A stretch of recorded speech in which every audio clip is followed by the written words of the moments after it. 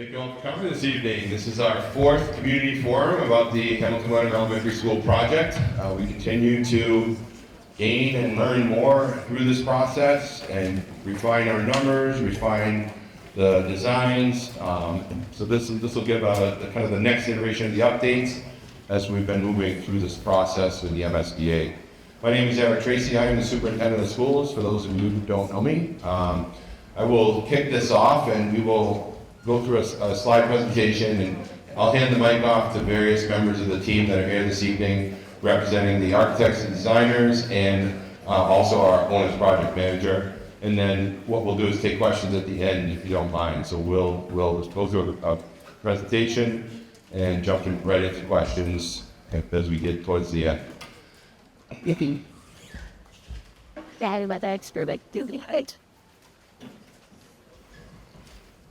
We continue to show this slide at every single meeting because we want to really go back all the way to the beginning. When our visioning team met a number of times, I think 5 or 6, there were about 60 people over on average involved in this process to really drive how we wanted to look at this new educational space. The guiding principles were the center of the conversations, along with our kind of goals that were set. And as we built the basic outline and design literally on poster paper in a room with people from the school district, the community, businesses, the architect team, the OPM group, really did a lot of work to dig into what's new and exciting in education, how things are changing, how things are growing. And some of our guiding principles really connect with a sense of belonging right in the middle of everything, and really leaning into equity, and equity from the perspective of giving all kids in grades 1 through 5 access to the same opportunities in their building. Right now, if you don't know, if you're not aware, we have 3 elementary schools, and depending on what type of a program your child needs, depends really on what school we go to. Not necessarily neighborhood schools. But if you have a specialized program, your child has a specialized program, they were probably going to a school like the Winthrop School, even if you live in the Cutler neighborhood. Because we are small, our programs are small, so we try to centralize them in different schools.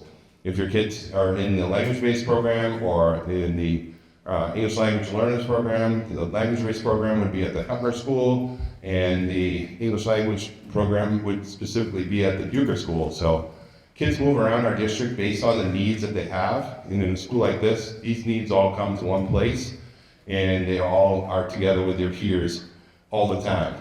Bring the inside out and the outside in is part of the design of this, and really trying to figure out ways to use the building as a learning tool, having a lot of glass, a lot of open space so that kids can be able to move in and out. There are terraces built in near our STEM labs, so the kids can go in and out to indoor and outdoor activities. And then also looking at being flexible with our learning spaces. School is not what it used to be 50 years ago. School has changed dramatically for our children. Our children are very different. I've been here 14 years, and the kids that were here 14 years ago are not the same as the kids that we have now. And the kids that we have now have had to deal with a little something in between known as the pandemic, which really made education different for them. Part of our being flexible is really giving kids the opportunity to stay with their peers, to keep that sense of belonging, but have the flexibility built in, and you'll see through the plans that we'll show you, to give kids interventions in the same space that they're getting their academic work. And give kids the opportunity to be with their peers more often than not. In many of our schools, if you go into the Bucher School, for example, and your child needs intervention help, they're in the hallway with a teacher's assistant because there's no other place to put them. If your child needs intervention or specialized services at the Winthrop School, they are on the stage. If you go into the Winthrop School, the stage is a classroom.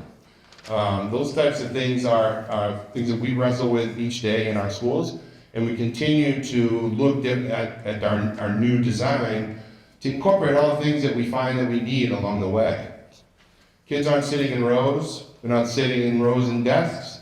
There are all kinds of different chairs and seating and furniture and locations, and education happens both inside the classroom and outside the classroom. And I think that's an important piece of how schools have changed. And yet, the pandemic opened that door up a little bit for us, where we had remote learning.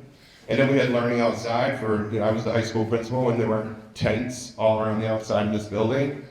And we did it. We made it work. It wasn't fun all the time, especially in the winter time, but the opportunities were there to grow and learn. So we tried to take those opportunities and that growth in learning and build this into the school so that we had these opportunities for kids every single day. We think about safety. Safety is really a number one priority for me for our littlest learners. When you go into our elementary schools, you're in the elementary school. There's no foyer blocking you, no transition space. Every single one of our elementary schools. If you go to the Cutler and you are buzzed in, you're in the lobby and you need to go around the corner and around the corner to get to the main office. That is not a secure facility.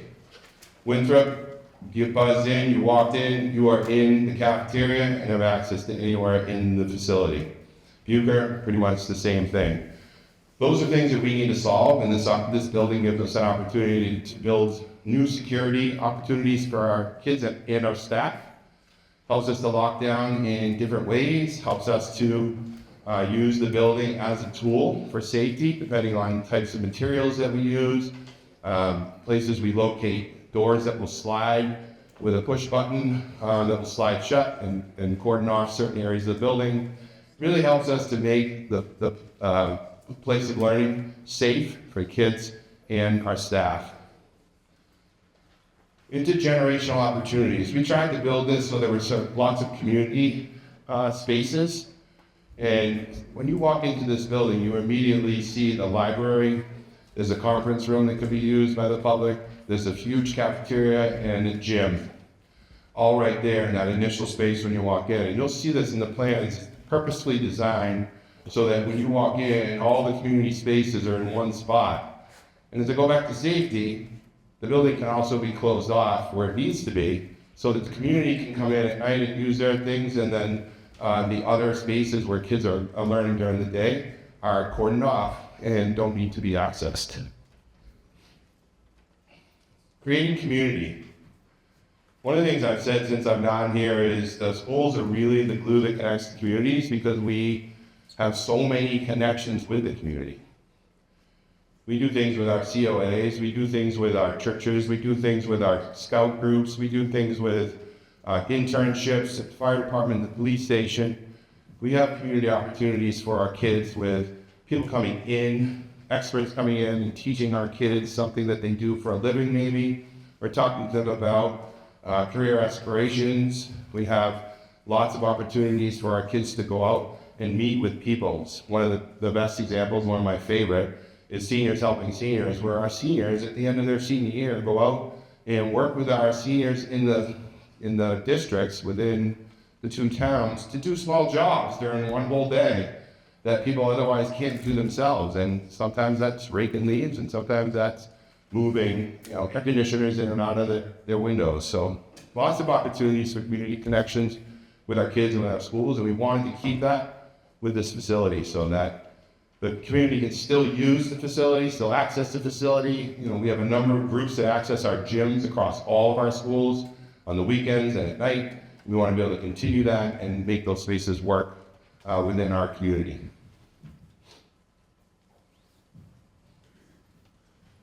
This is our initial site plan. This one. This is our initial site plan. This is really, on the left side, we see the plan outline of the new facility.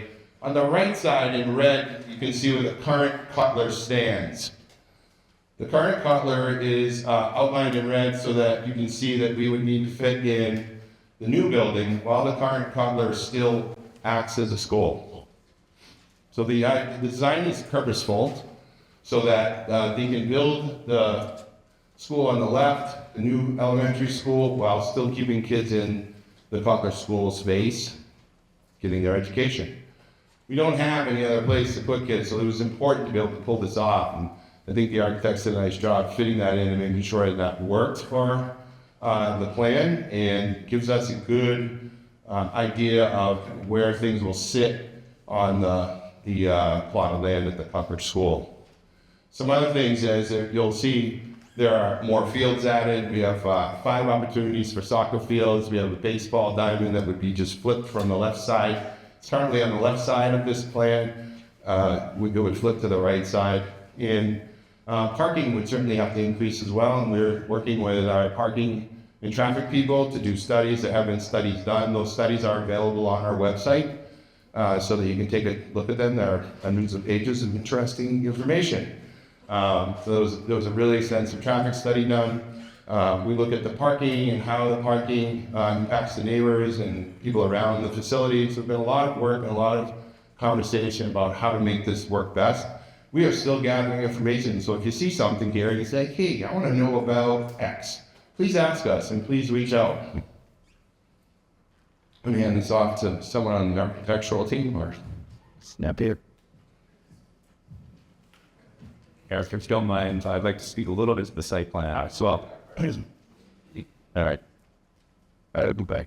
So my name is David Warner. I'm a landscape architect. I'm working with JCJ. I'm very privileged to be working on this project because I actually, when I was born, my family lived in Hamilton. And then we moved to Wenham. And I still have an uncle and cousins who live in Wenham, and I considered this to be my roots as I was growing up. I actually went to the Bucher, my brother went to the Cutler. So this project is very personal.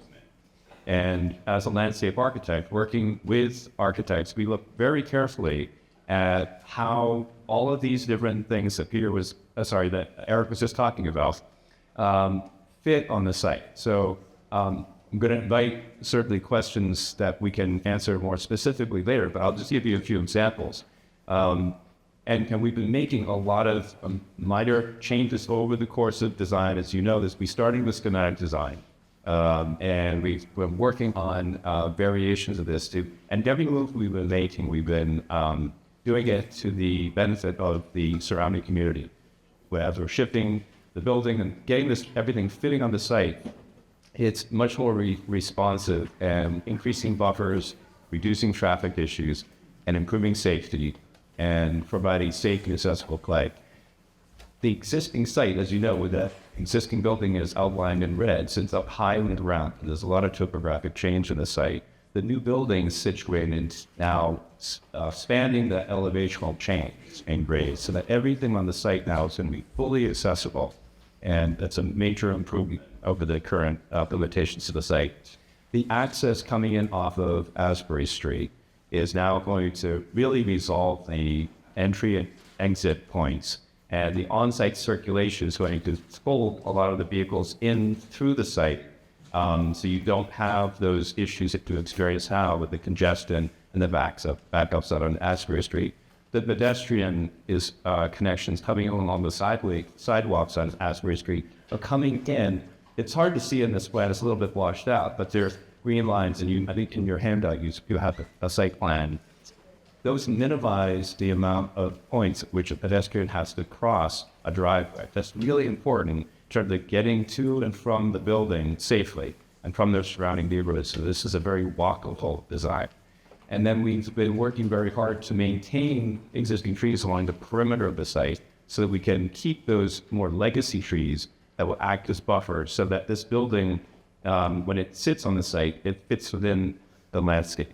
And Peter is going to be showing you some three-dimensional images later in the presentation that really demonstrates how contextual this building is and fitting within this single-family residential community. I think that's very compelling.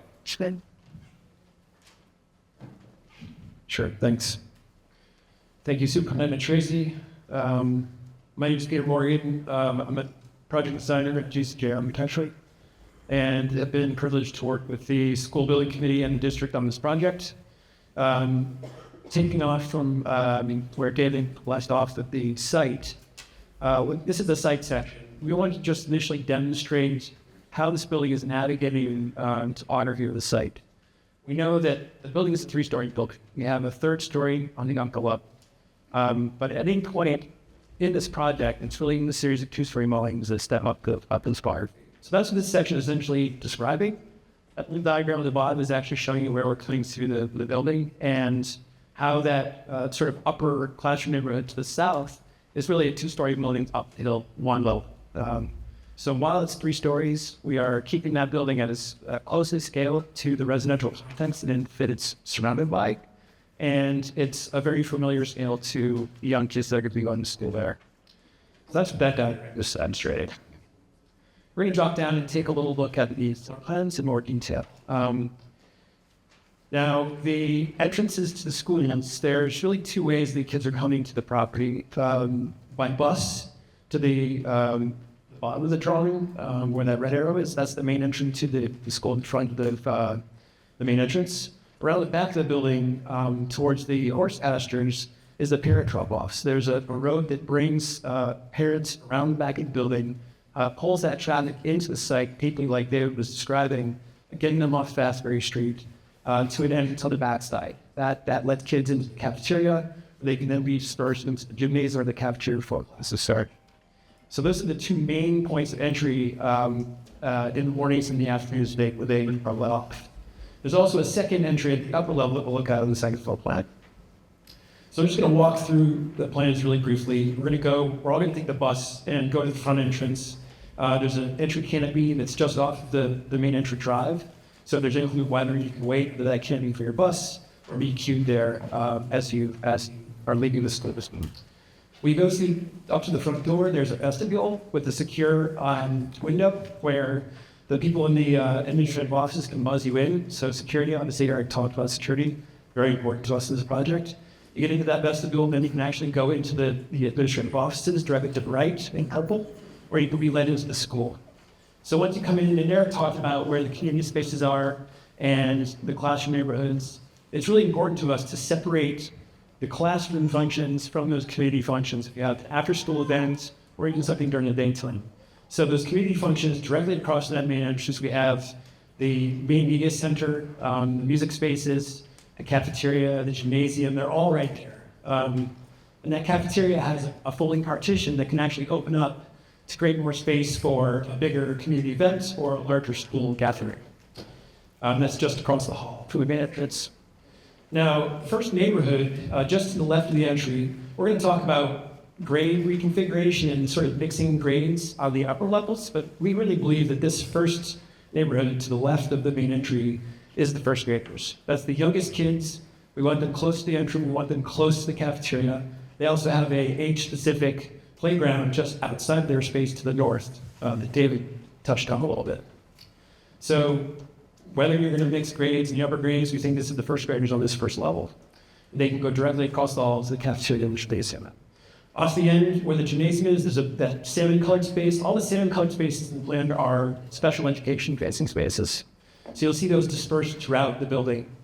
That was really important to us also in our planning, was to take the special education spaces and integrate them into each neighborhood so they're not segregated in their own space in the building. So now we're going to go take a right in the front door and walk down the end of the hallway. The gray spaces on the end is the service spaces like mechanical rooms, etc. The white space with the big heavy black outline, that's actually unexcavated space because the second level is above that on the second floor. So there's a communicating stair that you can kind of see at the end of the hallway that brings up to the second level. We're just going to walk up that figuratively.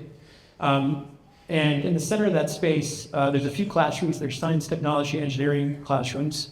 This center of the building we really see as kind of the STEAM hub, where we have science, technology, engineering, art, music, and all those spaces, the shared special spaces that the kids would move to during the day.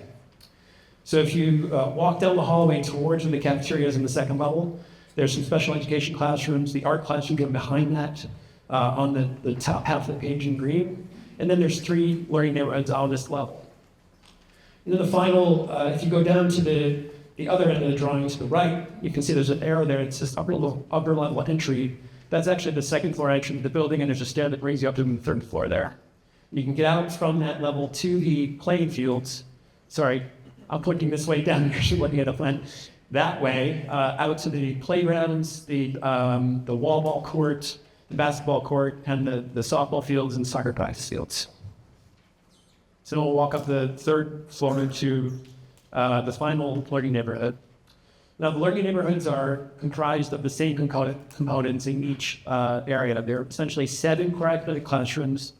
There are special education pieces of the program, which consist of small group rooms. There's 1 small group room per each shared classroom.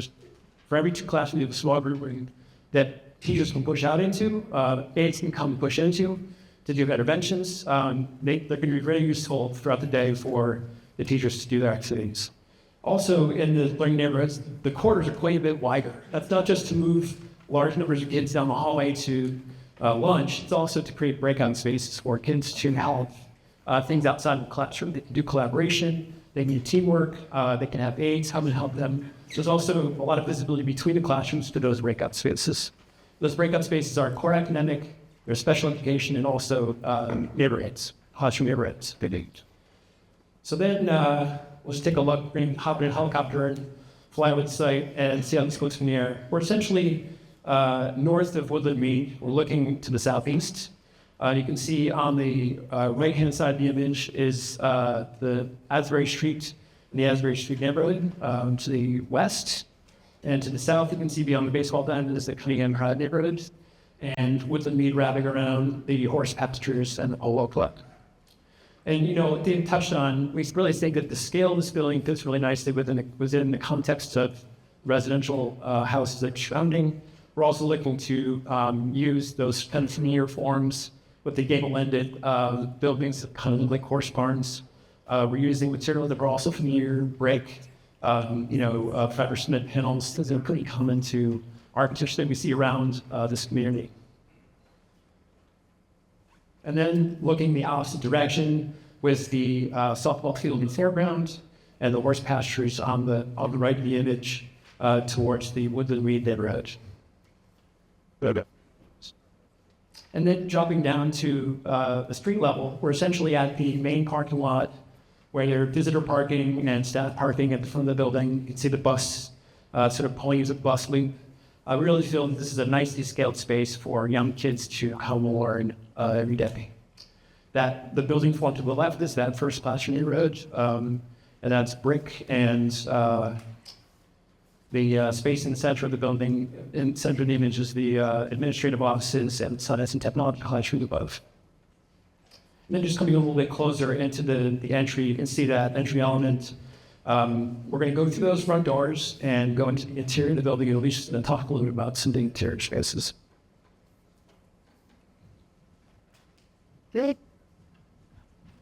Hi, everybody. As Peter said, I'm Elise Cartano. I'm your project manager from JCG Architecture, and I'm going to speak to you about the interior of the building.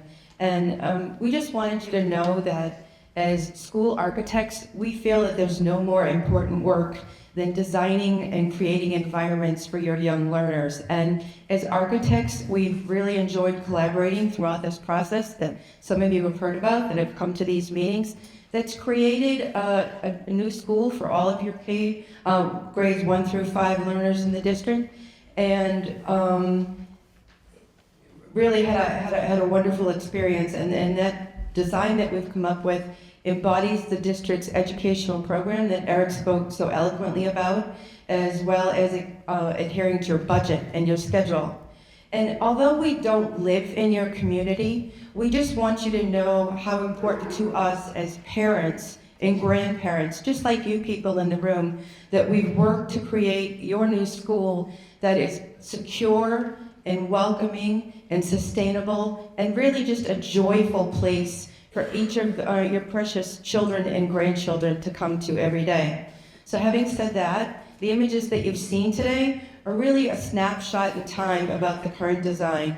And please know that this design is going to continue to evolve as the project moves forward through the phases to make sure that the building aligns with the educational plan and your budget.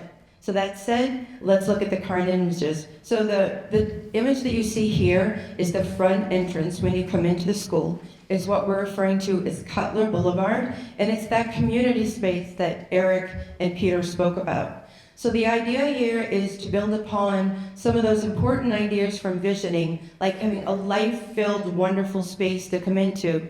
So on the left of the image, you can see that glass wall that looks out into a courtyard space where there are opportunities for both learning and play. And within this space, we want to develop a Hamilton-centric identity where you can see, examples of community images, be it the logos or images on the walls to customize the space for your community. On the left-hand side on that wood panel, we're going to build upon that idea of the school as a teaching tool. And what you're looking at is an energy dashboard where we can monitor the efficient systems in the building and let the students have an opportunity to see the energy usage and tie it into their curriculum, what's going on in their science class and their environment. In the back of the image, we see a stair leading up to the second floor. This is the second floor of Cutler Boulevard, and we'll be designing, as you can see, it's a universal design space that has both ramps and stairs and elevators so that the entire school is accessible to all of your students. And we'll be utilizing things like patterns and color and warm wood tones to make a warm and welcoming environment. And we really look forward in the future phases to working with the students and the teachers and the rest of the community to develop a character for these spaces that truly builds upon the details and the feeling in Hamilton Round. So this is a view of the gymnasium and cafeteria that you heard both Eric and Peter speak about. In the foreground, we have the cafeteria, and in the rear of the image, we have a gymnasium. And there's an operable partition in between that can allow each of these spaces to function separately, or if that operable partition is open, it can be that large space for either a community event or an entire school assembly. In the foreground, you can also see that there are different types of seating that afford different opportunities for dining and socializing for the students, which is an important part of their day. And it will also have opportunities for both more active and quiet dining, because we know that each of our students needs to learn and experience space in a different way. So next is the very important breakout spaces. And the reason that these are so important is that, as we've heard about, we're working very hard to create unique learning neighborhoods that are smaller little communities within this school.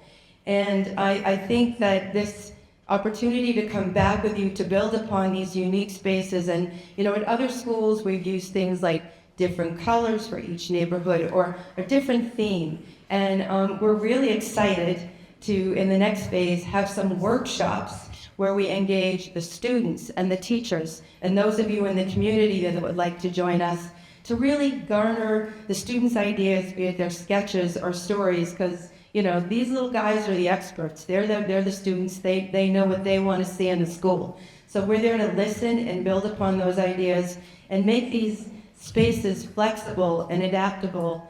And as you can see, there's glazing adjacent to the classrooms so that the teachers can still monitor these spaces. And as we heard Peter speak about, we can have group activities, be it breakout spaces for project-based learning, and there's opportunities for writing on the whiteboards that we can see.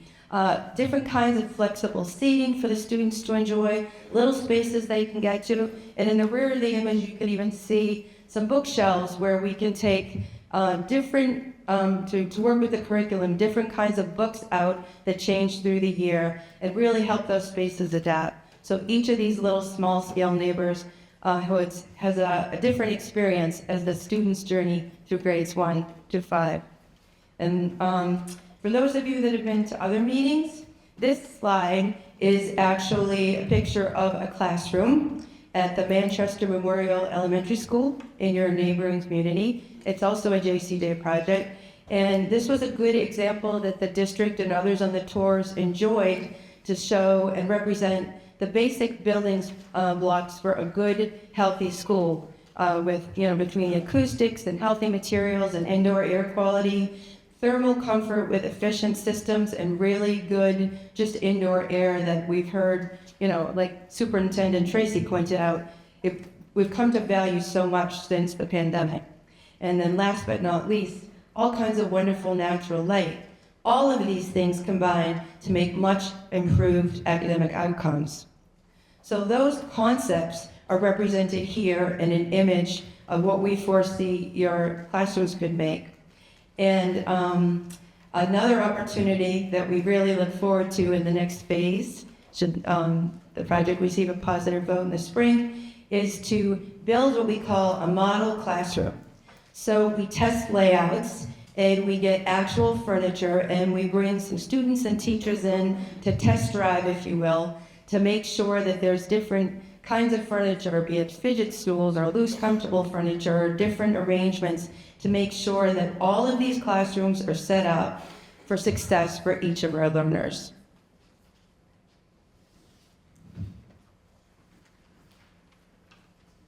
Thank you. Good evening, everybody. My name is Kevin Nybro.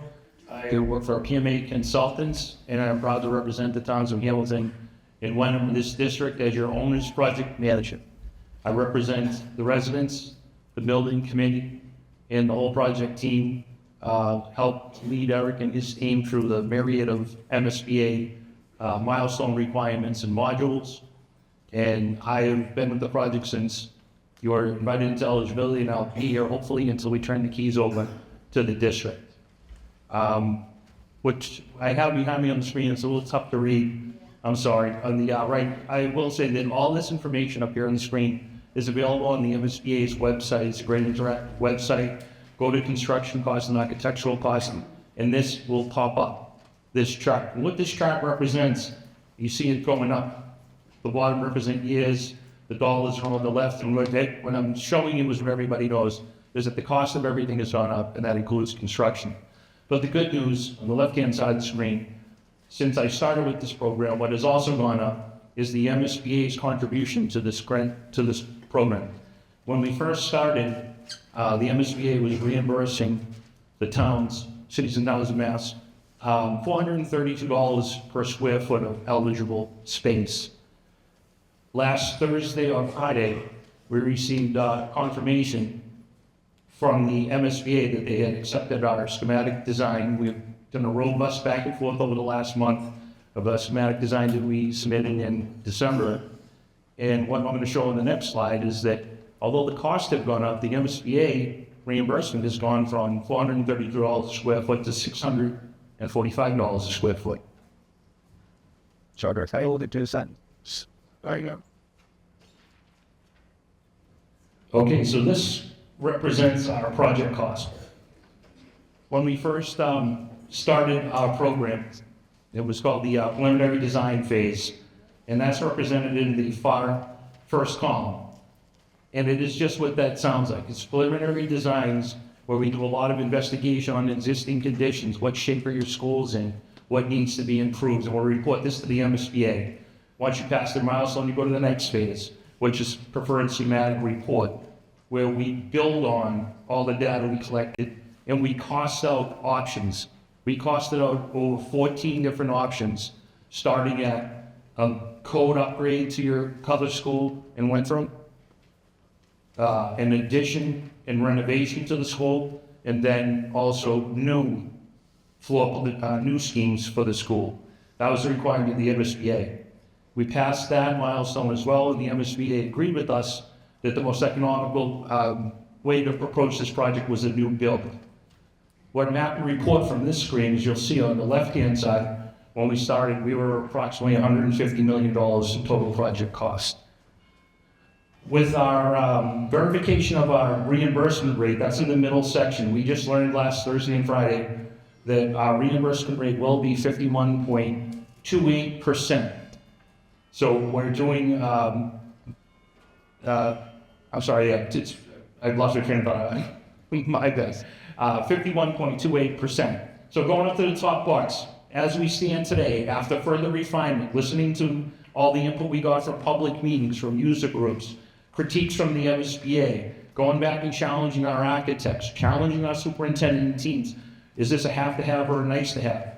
We were able to refine our program, still meet our educational plan, and our project cost has gone down to $142,266,034. The actual construction cost, the nuts and bolts of that, are $108.5 million. And our reimbursement rate that we're expecting from the MSBA will be between $48.8 million and $50.048 million. leaving the cost share for Hamilton and Wenham to pay in accordance with their district agreement between $92 and $93 million, which is down from our initial estimate of $110 million. So we have continued to work again with the team, with the building committee, with the MSBA, to bring this in as economically achievable, and still achieve our educational plan, which I think we have done. So we have entered into the next phase with the MSBA, which next week on Monday, we start what's called our project scope and budget negotiations. And the ultimate outcome of that negotiation will be, it will verify what square foot is eligible for reimbursement. We will verify some elements that may or may not be considered by the MSBA. We're going to fight on your behalf to make sure they consider all square foot we can. And ultimately, we'll end up with a contract, which is the total project cost that we will not exceed. As we said earlier, some of the architects, we will continue to evolve with the design and perfect it with more input, but what will not change is the total project cost and the potential maximum reimbursement from the state. That's a contract that we're going to make that we cannot exceed. So we can still work within the square footage of the building to perfect it and make it perfect for Hamilton and Wenham, but the budget will not increase. We're not allowed to. That's all I have. Back to Art. Thank you, Kevin. Couple of QR codes for our project website, and on the right side, documents and reports. Any documents and reports that we've had, that we've done with engineering or traffic or anything like that is available on our website. These are quickest ways to get there. If not, you can go to hwschools.net and click on the project under the About section. Take you right to the site and everything that we have available, including these presentations. This presentation will be on there tomorrow morning. As soon as we finish them, we put them right up and try to get them out there to the public so that people can see them and have access to them. Previous community forums have been up. Any information that was presented to the school building committee over the last 7 months is on there. And that gives you a little bit of a timeline if you want to see, where we started when we started investigating over 30 properties around the 2 communities to try to figure out the best place to put a school. So with that, I will open this up to questions, answers, or comments. And certainly we're gonna run around the mic and we're gonna ask you to just say your name and where you live. And anybody want to try not to cross these 2 mics here? John. Jill Shagden, I live on Asbury Street, right across from the field where it's going. So my questions, number one, and I got 500 questions, which I QR things is, are you going to put at the bottom level of the school bulletproof windows? Question one, because I don't know if that's been answered yet. Bulletproof? No. Okay. It is called school guard glass. Okay. Impact resistant. It's not. Well, we couldn't afford it. Exactly. That thick and that much expensive. But yes, it's called school guard. And I think Denver, if I remember, Denver's elementary school may have put it in. Okay. And this was, Sandy Hook. okay. Came out of Sandy Hook. Okay. Good question. Yeah. I'm glad you answered that. Yeah. And this is 1st through 5th?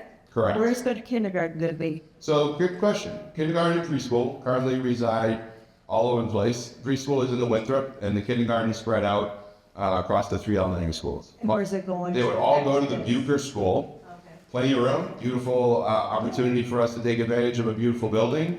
When we went through this process initially, the OSBA clearly identified the Cutler as being in the worst shape, the Winthrop as being in kind of second worst, and they would not even touch the Bucher School. They said there was plenty of life in that. So we believe we can use that the way it's currently set up. We've been putting, if people have paid attention to the budget process over the last 3 years since I've been here, we've been putting money in there each year in the budget to continue to kind of fix it up, if you will. We'll continue to do that as needed. So if I go to hamiltonwenhamschools.net about hamiltonwenham-elementary-project, both of those QR codes are up in math. 'Cause I have a lot of questions about like taxes and. Yeah, everything's on this. But Yeah, tax questions will get answered soon. We're working with the towns to do the debt, kind of the debt scale, if you will.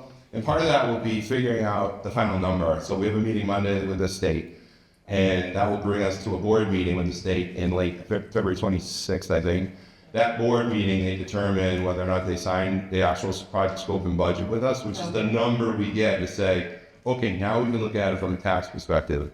It breaks, and I'm sure you're familiar with how it breaks out 65-ish to 35-ish for 65% of the 90 plus million to Hamilton and 35-ish to Wenham.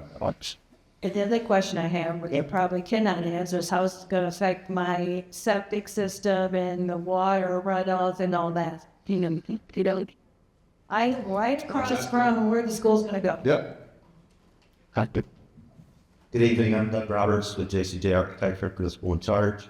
Okay. There will not be any impacts to the neighbor properties from the side of the facility. Okay. So the septic for the school will remain on the septic, any stormwater will remain on the site. There'll be the stormwater catchment and the water quality structures incorporated in the design to ensure that. And in the school, like the traffic is gonna go behind school? Correct. Is that where? You can see that big blue line that goes around the building. Animal. No, it's okay. I'm glad you're here asking questions. And then the buses, they're gonna go. In the front, that's right, curb in the front. We have 14 buses that service our elementary schools, so. 14? 14, yep, Then? Thank you. you're welcome. It's examples. We have one way up the back, then come up, way in the back. What they did. Like I said, I'll just bring. It's that I first think it's and it's up this. All night you're like, you're flying over right. Thinking you're going to out. I'm Bessie Harper, and I live on County Drive. So I'm in the butter, and I'm very concerned about what the building and parking facilities will do for the night sky and the lighting that will ensure that we're not lit up like a Christmas tree. We don't want it. Great question. I'm gonna head down here for an answer. We have answered this one before. David Lawrence. Set. Yeah, I can certainly speak to the site lighting. As the landscape architect, all of the site lighting that's going to be used in this project will be fully dark sky compliant. What that means is that the fixtures have a horizontal cutoff to them that they don't shine any light above that horizontal line. But more importantly, it's about the lighting the areas only as needed. So the amount of light that we need to provide for parking areas and walkways is governed by the lighting industry as far as minimum levels of like an average of 1 foot candles. So when you go from your parking space to the building, we're not lighting everything up all the time. I think the controls come into play here too in terms of the dimmability and also being off when they're not needed. So with LED light fixtures, as you're probably all familiar now, because it becomes so commonplace, you don't have the warm-up time. You have the old metal halide, that's sodium vapor lights that have a ballast that kind of warm up and they're on all the time. LEDs are instant on, instant off, and they're also dimmable. So it comes down to controls. So you're not lighting areas that don't need to be illuminated at certain times of the day, and user specific. So when you have an evening program, then the lights will be on, but then they can be turned off or dimmed down for security purposes. So certainly not be illuminated by Christmas tree. I think there was a question also about the building and the lighting in the building itself. I don't know if Was to jump in, I thought that would in what thank you, David. So as our school, along with just about every school that's built now in the recently, is we're seeking to achieve LEED status, and we have extra incentive points for that. This is going to be a sustainable school, and every school that's built now has an automated building system. We're working with the facilities department to make sure that we get an automated building system that you can actually operate, and you don't need a PhD to operate. And part of that element is control of the heating, ventilation, and air conditioning so that it runs as efficient as possible. And another component of that is lighting controls.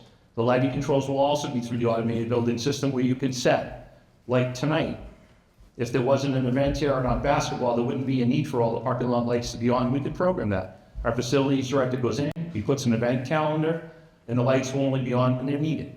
So there are all kinds of controls built into this system that will help make us sustainable and energy efficient. Hop on that, just because this come up in the past. The fields are also not lighted. Somebody had asked that in the last forum. I just want to make sure that that's clear. None of the fields have night lights. So, Yes, Jared Ward. When I'm on the FinCom, and when I went to a meeting last night, and I was told that I would get answers to respect to the tax rate at this meeting tonight, and I'm disappointed that we don't have them. I'm looking at a schedule here that says that we are required to post a joint meeting with the select board, final budget recommendations for the project, train leaving the station on February 18th. When will we have the effect of the tax rate for the citizens of Wyndham? I understand that the Hamilton FinCom has been very proactive, and they have some estimates which basically are 10 to 12% tax increase in Hamilton.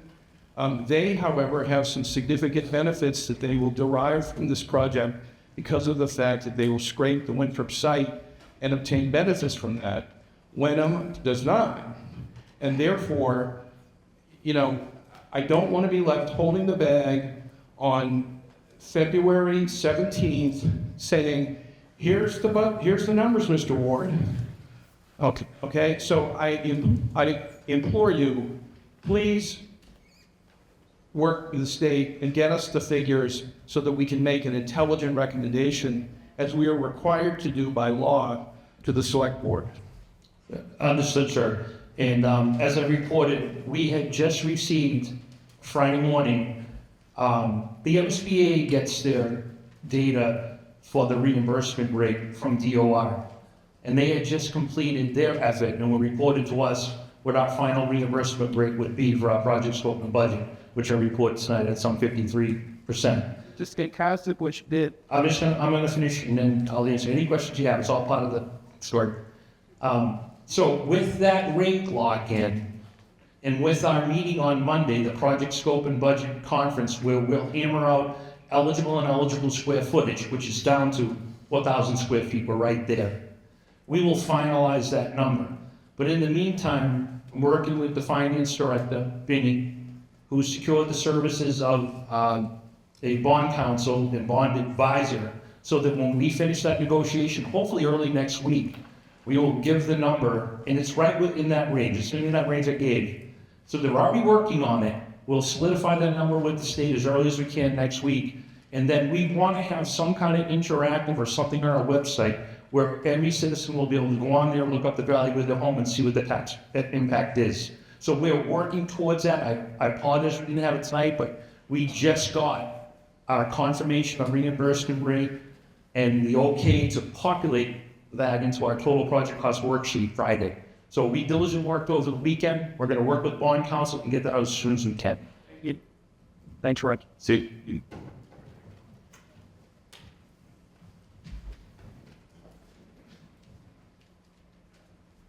Stephen McWhorter, 18 Cunningham Drive. Just want to reiterate, size of the school is the size of the high school. It's too big for the lot. I like how they brought up Manchester, so we did put a school elementary should be the size of Cutler, the 66 million on that lot. There's septic issues on this lot. If you look on the corner of the Asbury and going into William 8, that's the only place for purchasing. If you go look in history on that lot, it's very, very unlikely they could get a septic system the size, so they might have to go sewage treatment plant. We don't have engineers here. We've asked the engineers on their own site. They have indicated last year they get water right where the school's located at 10 feet. But they're at a drop. A lot of water goes right through this area and go right across that lot where that baseball field is, at the top of Cutler. It goes to the other side 25 years ago, our whole neighborhood gets flooded.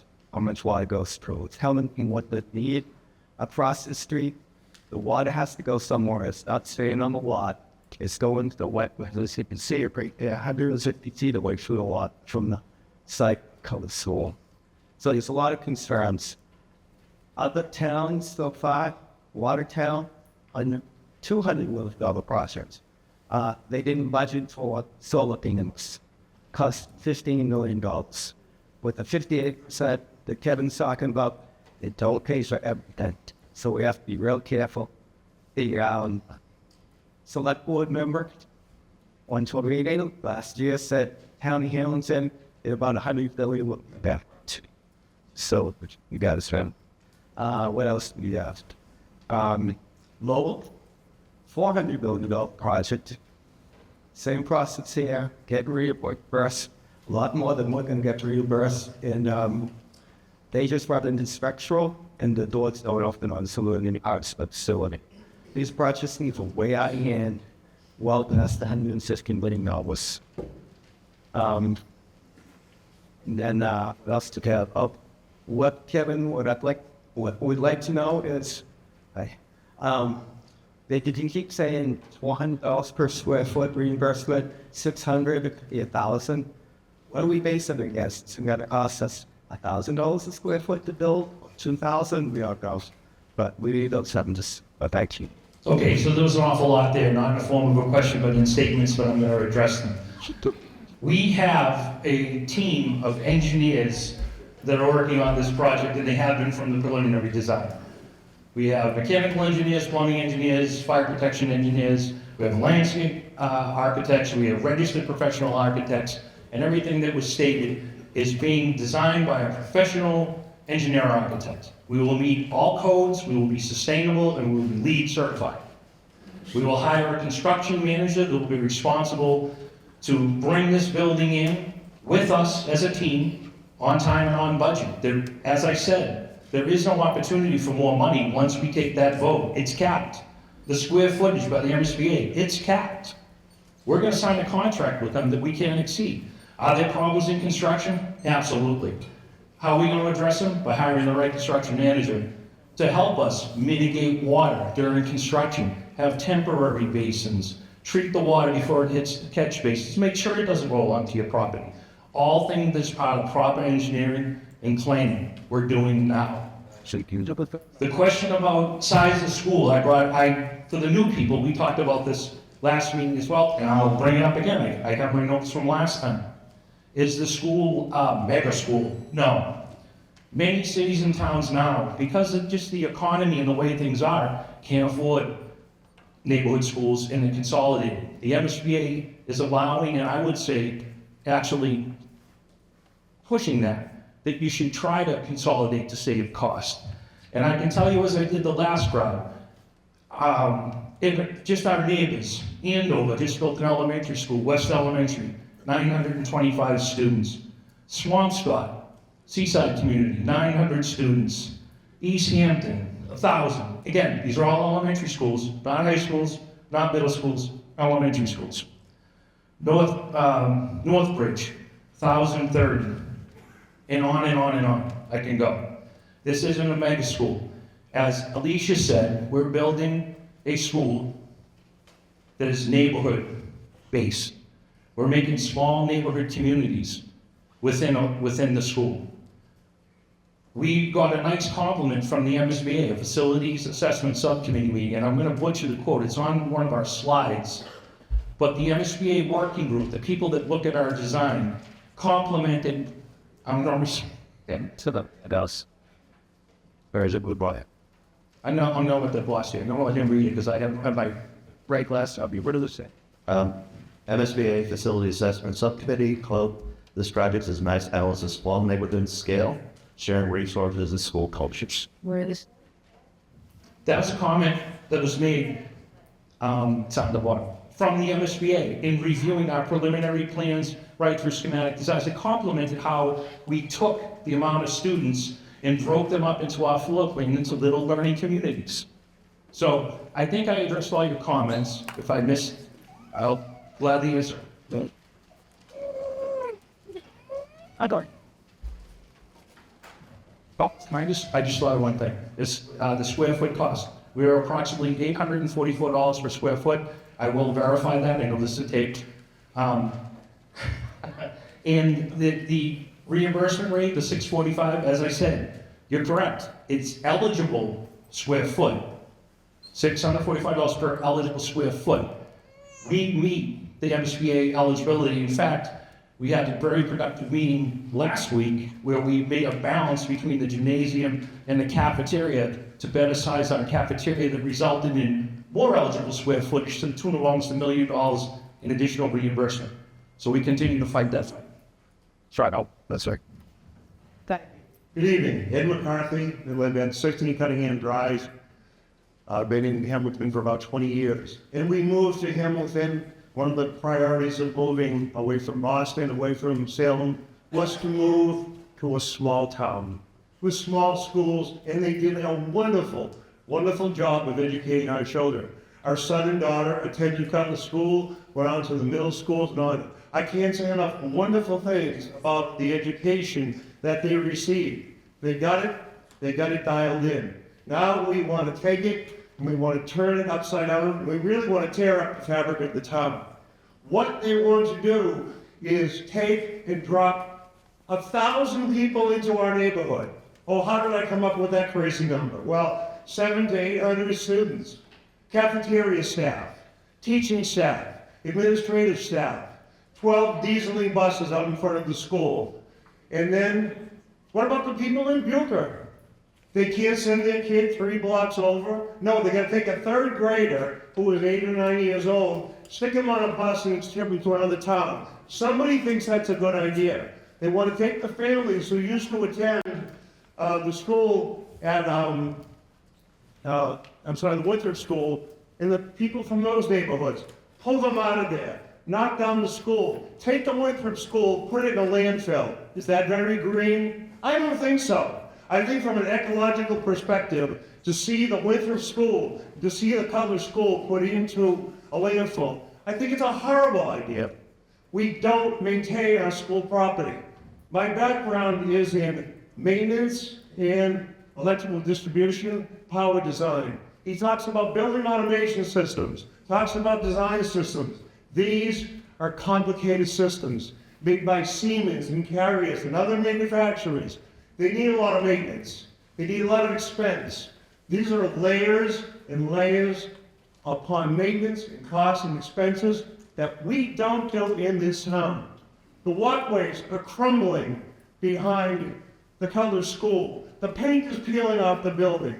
It is just an aberration the way we don't maintain our structures. We have great teachers. I personally have voted for overrides to bring money to the school for the override. I want people to realize the scope of the school and the project. We're going to have a wonderful loop. We can stage 29 cars so they don't go onto the street and cause traffic congestion. Well, what about the other 500 cars that are out there that are trying to come down Asbury Street and the buses that are coming in? I'm telling you, we need to do better for our children. First and foremost is the education of our children, and they have received a wonderful, wonderful education in the small schools. Renovate, repurpose, revitalize. This is not the answer, and this is really, really not the way to go. Thank you very much. Thank you, Chris. I'm just going to point out one item that was on the slide, and then I'm going to turn it over to Eric. But first, the Winthrop School demolition is not part of this project. On the probable cost worksheet that was up to the blue chart, there's a line called incentives for maintenance. So as part of our preliminary design program, Eric and his team had to submit years' worth of records on school budgets and costs that they have been spending on all 3 schools. And one of the items they had to provide data on and prove was how they maintained them at what level. The MSBA then does an analysis and they reward you with maintenance and incentive points up to 2. It's 0 to 2 points. Hamilton Wenham received 1.76% points, which is one of the highest percentage points for maintenance that I've been involved with, and that shows that the buildings were in fact maintained. And as I said earlier, we did an analysis for the new people, but people that look familiar, you've heard me say it.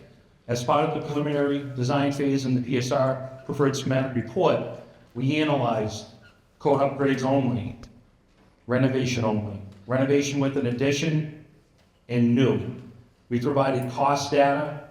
We collaborated with the MSBA, and they agreed that this was the most economical and reasonable approach to consolidating two schools and getting to it at the same time. Thank you. Something about it. Hi, my name is Terry Ford. I'm the current resident at 3 Stage Hill Road in the Wenham, Massachusetts, but I did grow up in Hamilton. I attended Winthrop Elementary School, the Miles River Middle School, and then this high school. And hopefully our son will be attending this new school in a few years as well. I was wondering if you guys could speak a little bit about what happens if we don't take the MSBA funding now, and what that means for downstream projects in terms of renovating this high school that I attended 20 years ago, and what that sort of means in terms of like for Hamilton Wenham, for maintaining our school district, and a bunch of people have said it, but I got a great education here.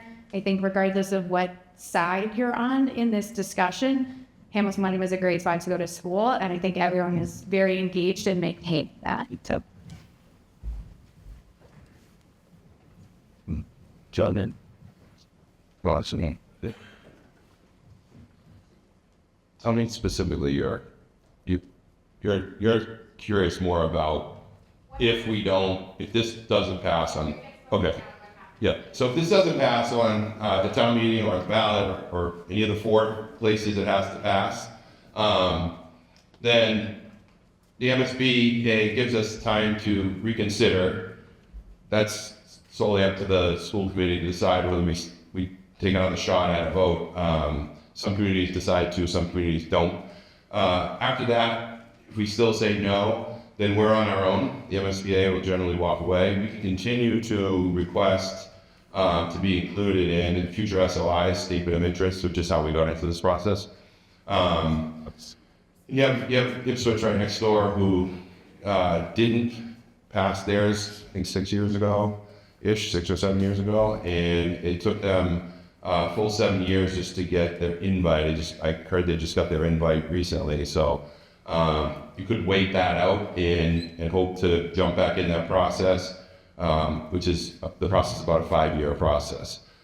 If we don't pass it, or we continue to move forward, say we just simply bring our buildings up to code.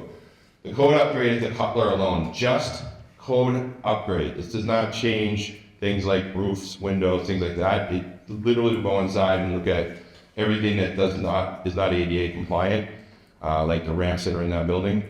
It is about $48 million. And that would be 100% carried by the taxpayers. There's no reimbursement from the state at that point.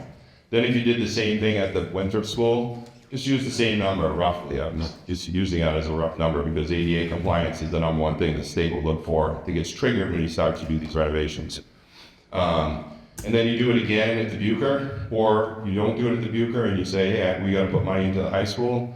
You're now looking at $150 million carried by the taxpayers over a 20-year period, 30-year period, depending on how much time you do that in between. For now, you stop. Correct. Just renovation. Yeah, just actually not even. It's literally just ADA compliance for the Cutler School is approximately $48.8 million. Yes. So it's for that in. It's about it. It's like anything that all to get that covered. Doesn't start the way traffic safer. Yeah, the reason there's no ADA compliance at Winthrop was not actually included in the project.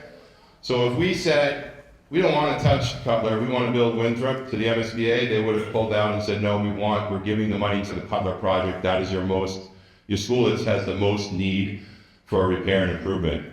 So that's one of the reasons we don't have an ADA number for the Winthrop site. We couldn't just pick the Winthrop site. The state was basically making us specifically focus on the Cutler site. They did, however, entertain the opportunity of combining the schools on the Cutler site. If you go onto our website, there is, in the early stages, there are outlines of approximate costs for 14 different renovation and an addition or full builds, if you will, for the Winthrop and the Cutler sites. Why wasn't Winthrop considered? Why did it not? Because it wasn't, when they looked at our buildings, they were specifically looking at the most deteriorated building and say, okay, we're gonna focus on this building, so. Lease renewal? Has nothing to do with the lease renewal, because both leases were in approximately the same place. As people don't know, for people who may not know, the school district does not own the elementary schools. We lease them all from the towns. We lease the Winthrop and the Cutler from Hamilton, and we lease the Bucher from Wenham. The only site we own is the high school, middle school site. You've been doing it for a while. Let me. Oh, go ahead. Good. Jim. Eric, Jim Curry, Eric, could you discuss or give us a sense of what the school enrollment trends are for the next several years and how that factored into size of the school? Good question. Currently, about 680 students at the elementary school level in this building configuration. When you're looking at grades, there are approximately 130 kids, 128, 130 kids in each grade level. So we're looking at 680 in grades 1 through 5. Right now, this year, if you look at our numbers, we went up a tiny bit in this school year. Next year, we'll go up a tiny bit again. We'll have a couple more years where it kind of flattens out and then it'll go up again. The MSBA, people may have noticed the site size, the building size was 740 students. The MSBA builds in approximately 60 seats for future growth. So one of the things that you do find is they look at birth rates, they look at all of the kind of fundamentals in each of the communities to see who's moving in, who's moving out, what are the birth rates, live birth rates, and they create these numbers that are slightly higher than what you have for your current numbers. So our number right now is 681. It'll probably hover in that range for the next few years and then start to bump up a little bit.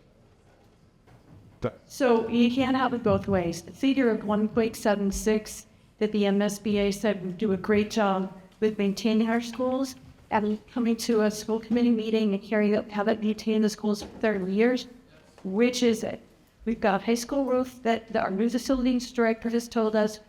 You've told us we're in the pipeline with the MSBA. That's a debt exclusion. The middle school is going to need the same. Schools? Wait a minute. Let me finish. You talk about the Winthrop site not being in consideration.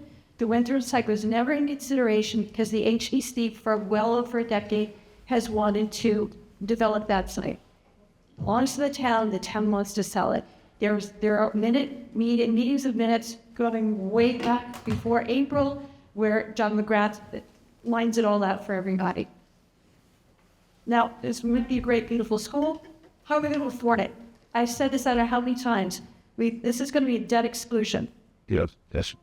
That doesn't mean it excludes debt. That means, according to John McGrath, in Hamilton, tax rate and Wenham too, of 11% that gets baked into our tax rate. We have the 2 highest tax rates in Essex County.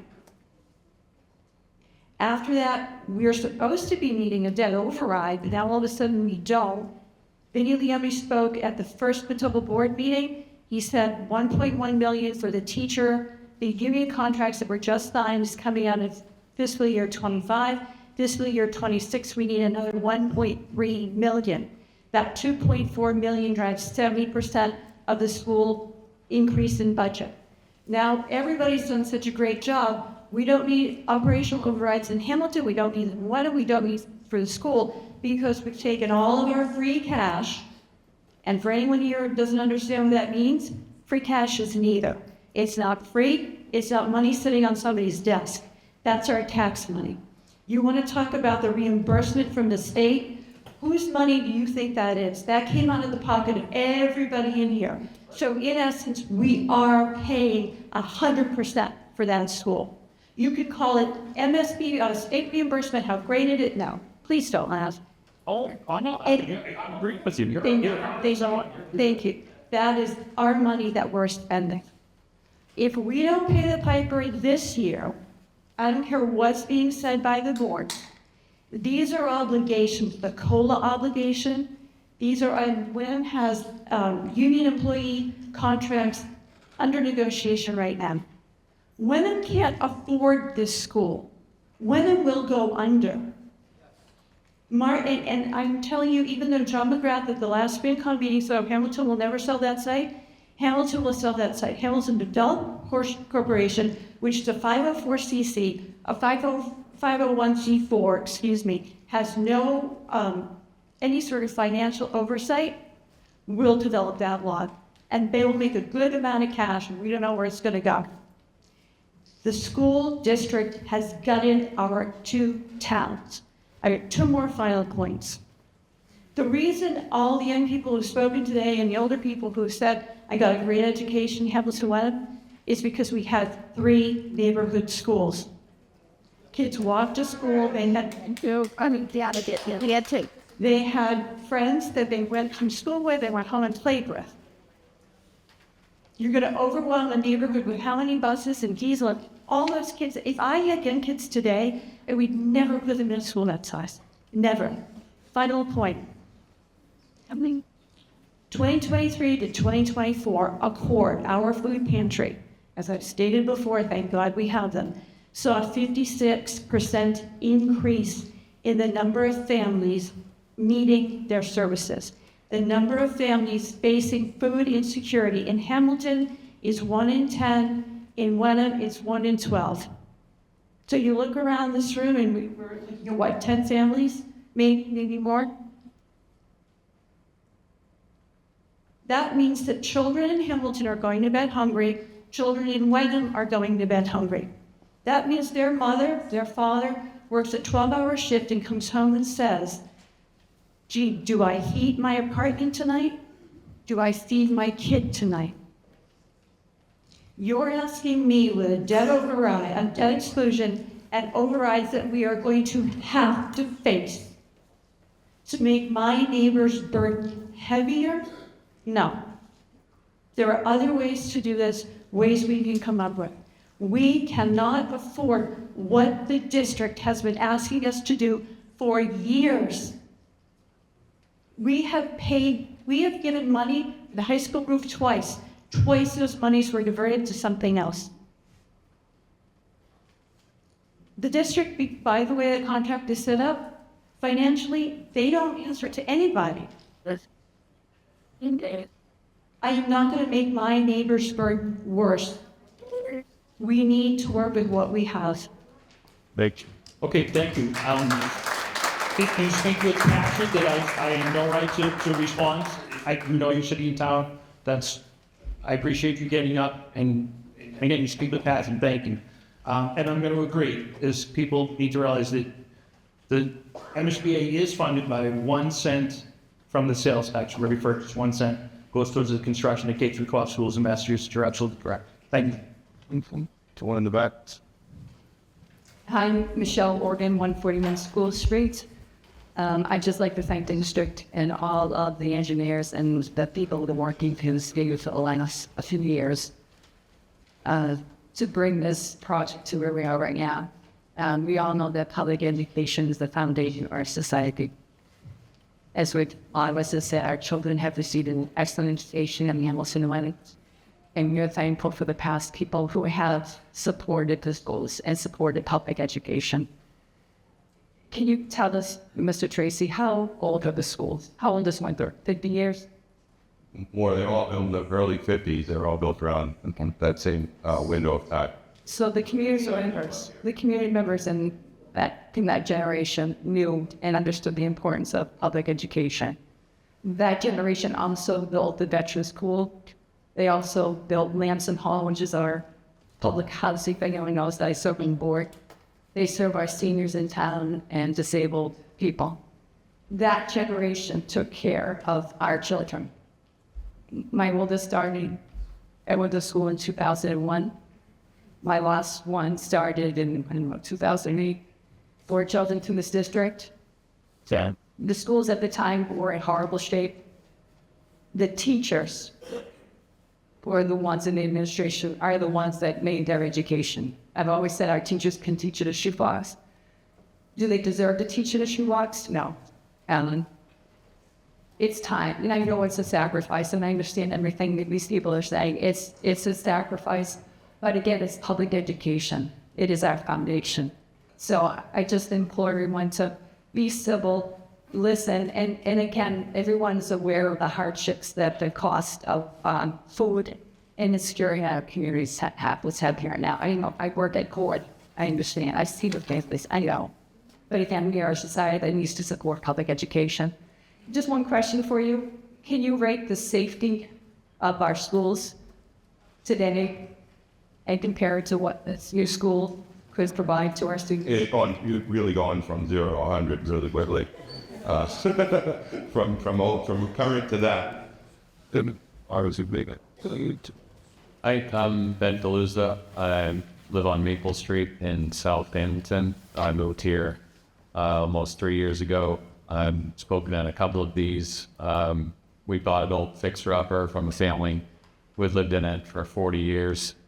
It was built the year 1900. It's a wood structure with vinyl siding, but we're renovating the whole thing. We're refurbishing and doing the work ourselves, but we're certainly not bulldozing it, building a new house. The reason why it's cheaper to refurbish it, right? So some of the math that's been kind of put out here is work in design, construction. The math, the numbers, they don't make sense. Doesn't add up for me. You know, if we're doing ADA compliance upgrades, I really struggle to understand why that costs near $50 million. I'm sure there's a lot of other things. It's not just ramps. But if you've already got concrete, steel, a brick wall, a roof that maybe needs, you know, a new membrane on it, but how are they arriving at those numbers? I asked this question in December 2023. Never saw any data, and whatever data was provided didn't have the details in it that could really show why it's so expensive to refurbish buildings we have. I work in the design and construction industry, so I just want to say the most sustainable building is the one that already exists. That's a scientific fact. Spent my career looking at all of the environmental implications associated with those types of calculations. You can look me up, Ben Galuzza. That's what I do for a living. So I just want to get the record straight, you know. Why is it so expensive to refurbish when somebody who goes to Home Depot and looks at prices recognizes plainly that it's cheaper to refurbish, in my professional opinion, that's founded in science and facts, and working on projects like this, is that refurbishing buildings is always better for the environment. Thank you very much. I appreciate your expertise. And I can tell you this, that we can get into the nuts and bolts of it, I won't. But high level, this isn't a house. I know that. Okay, this is a structure that is beyond its useful life. And when you talk about code upgrades and things like that, you should only get into things like seismic upgrades and you cut into walls and things are expensive. Not to mention a thing called prevailing wage. Everyone familiar with prevailing wage? This is a municipal project that's bound by state guidelines. Look it up online and see what the prevailing wage is for a carpenter, someone who sweeps the floor, an HVAC technician, an electrician. That's why the cost is so high. Prevailing wage. State regulations. Are there other costs, like a certain park upset, that's big projects so bad? None that are atypical. We follow the MSBA formula and standard practice for construction. We have soft costs for architects, engineers, contingencies for the contractor in the group who said what happens if something goes wrong. We have built-in contingencies for the owner, for the construction manager. That's all built into our total project cost, yes. And I'm sorry? But that's a cost, I'm sorry, yes, as part of the renovation and the ADA code upgrades. What will we do with the kids while we're doing that work? They would have to go into a trailer or a complex like that temporarily at a cost that's not reimbursed by the state. That's 100% on the cities and towns. They don't pay for swing space. And then the piece missing, and again, I could go on, but there's information online, and I'd have to give you more detail. What we're missing in that whole discussion on renovation is We have kids learning in hallways, in coat closets, the pull-out areas, and the kids that need special attention in quiet space. That's all happening in non-progress spaces that were never programmed for anything but a mop and a bucket. Now it's a copy machine in the hallway and a kid's desk next to it. That's not accomplished in a renovation or a code upgrade either. Thanks. Hi, my name is Alex. And the last one is, it's a bigger one too, is the seismic upgrade, and it requires a fire protection system as well. Thank you from the architect. Thanks, sir. Sorry. Okay, Allie Pacala, Howard Street in Wenham, HWRC graduate, Winthrop Euchre Middle School, Hamilton Divisional High School, and 2 students that will be going through the system and 1 that are advanced. My question is, and I recognize the negligence of the deferred maintenance on these schools. They almost exactly the same as they have. But I'm trying to make sure that our youngest community members aren't paying the price here. And what I'm having a hard time wrapping my head around, and the last piece I need to make a sensible decision on this, is I'm trying to wrap my head around how our elementary age students will have a equal or better experience than they're having right now, fostering their emotional and intellectual growth in a school of 100-ish plus to 600 plus, where right now the principal knows my name, knows my student's name, knows where we live. It's very community based and a nice, safe, protective environment for that age group. And how the elementary school, being our largest school by head count, is going to be equal or better for them than it is now. Recognizing the building piece, I'm trying to understand the impact on these little kids.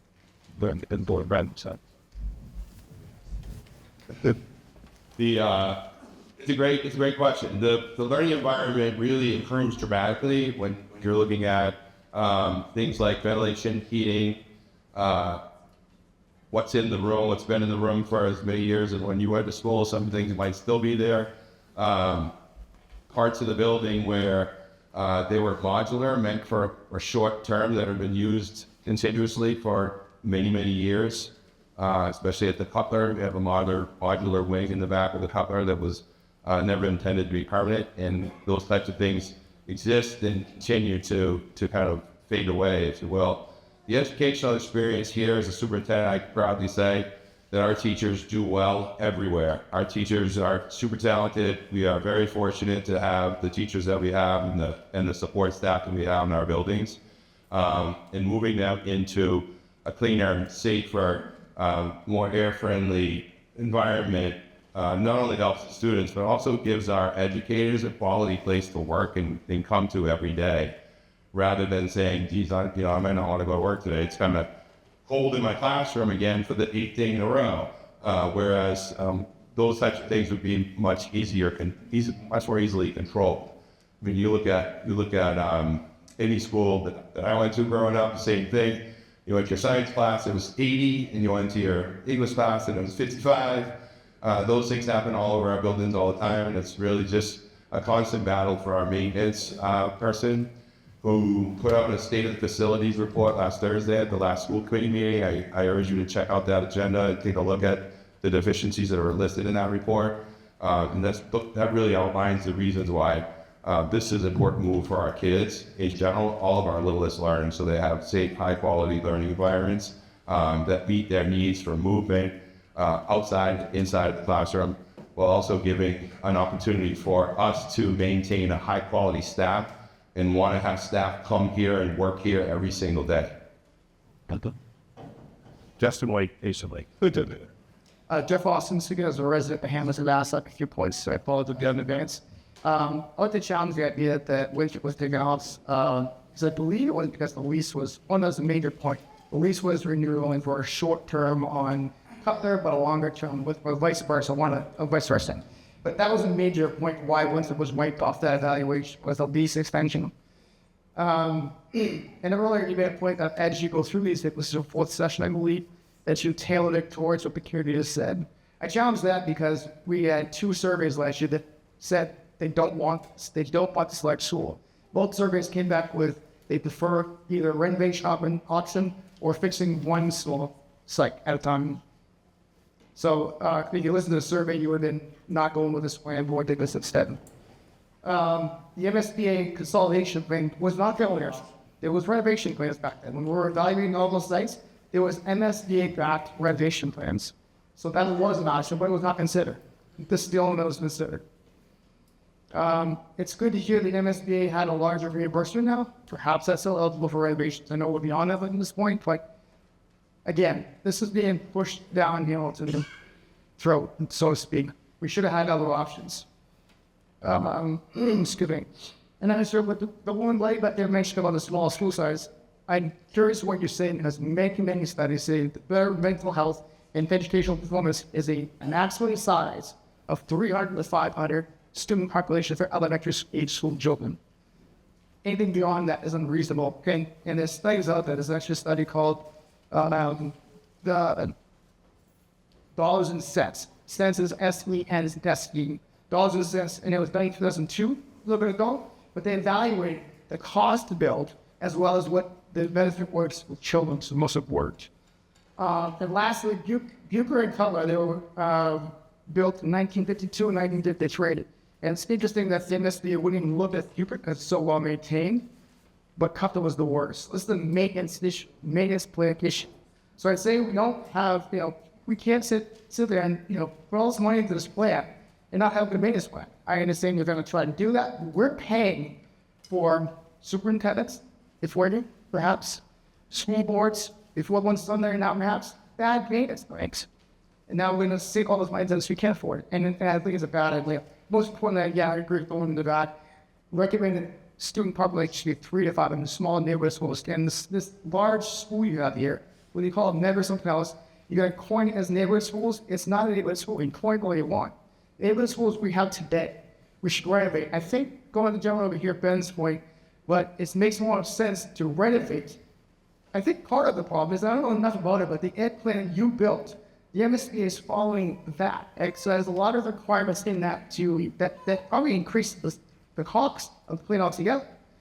So I agree we should be renovating and fixing, even if it takes a longer period of time. And yeah, the cost goes up. Cost goes up with everything, but we're mortgaging out rather than one big tax burden over the next 10, 15 more years. Thank you, Judge. You doing well? Hi, Erica Schwartz-Ricci, living in Hamilton. I just had 2 questions. I've heard Kevin mention a list of other towns and cities and the school sizes.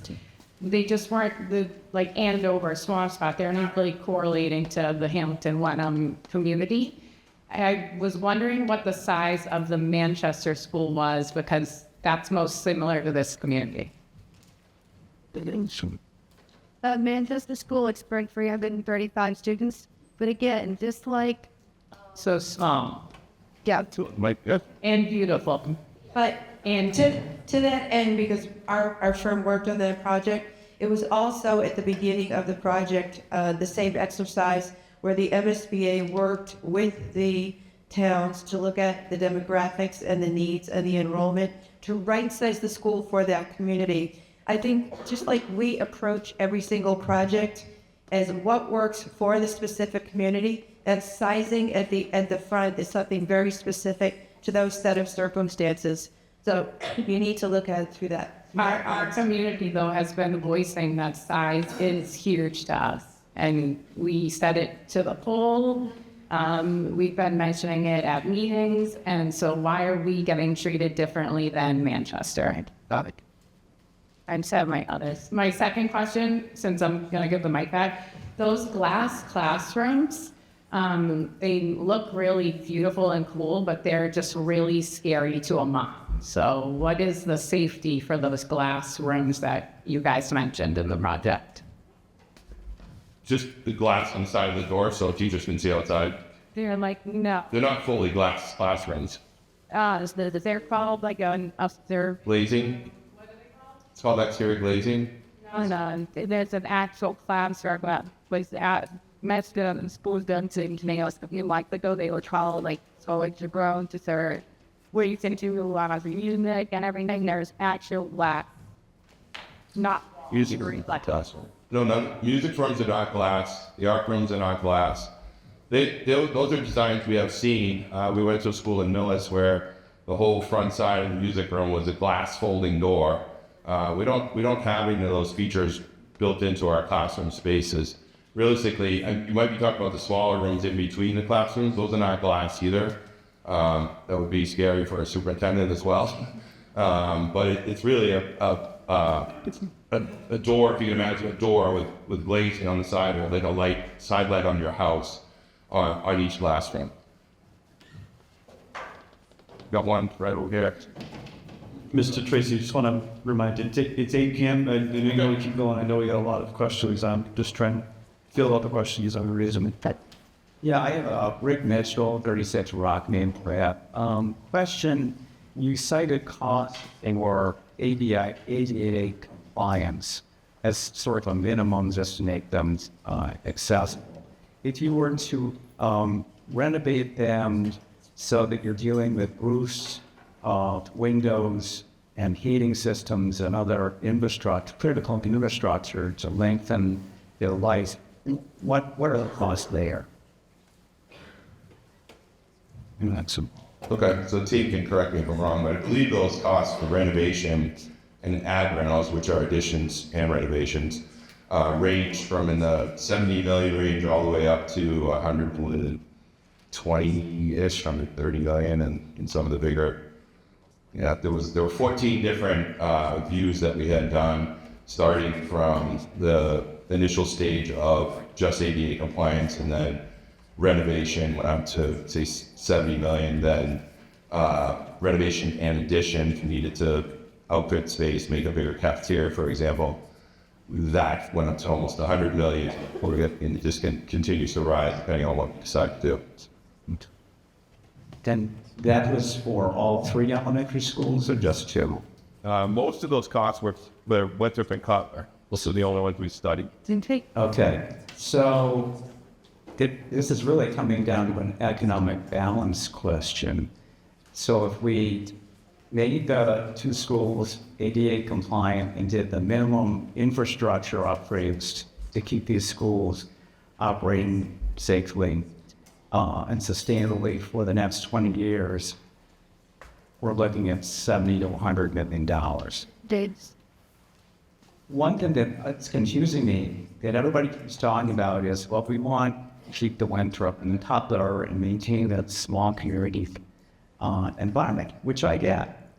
But none of these address the current problems of holding classes in closets, on stages, in other locations that are clearly inadequate. So I don't get this argument that, well, we should just renovate the 2 elementary schools or 3 elementary schools. You're still dealing with the structural utilization problems that these schools are. The population and needs have outgrown the structure. So we'd be throwing good money after that to renovate those structures in the name of small community schools. So I don't get that one. And the other is, if we decided to go that route of renovating the schools, we wouldn't be doing both at once. We'd be doing one and then another at a own cost. And then we'd have a case of inequality of education. We'd have one renovated school and another that's dilapidated and inefficient for education. It doesn't make sense to me. So that's my sort of, I'm trying to weigh the cost benefit here. I get the cost. I'm a taxpayer. I've been in this town 32 years. I never sent any kids to the schools because we don't have kids. But I willingly pay the taxes to support the education of the next generation. And one fact I've learned, being on the planning board and directing the master plan, is that 20% of your home debt is tied to the quality of your schools. So that's 1/5 of the value of your house. So you're making an investment there to maintain the equity in your house. So last comment, and I want to clarify this, because one of the roles that I play is I'm president and one of the early founders of the Hamilton Development Corporation. the Hamilton Development Corporation is statutorily limited to operating within the commercial district. That does not include the Winthrop School site. We have no designs on the Winthrop School site. We are not a 501(c)(3). We were statutorily empowered by a voting town meeting and the state legislature to work exclusively within the commercial district to help build the tax base, which we have done successfully. Thank you very much.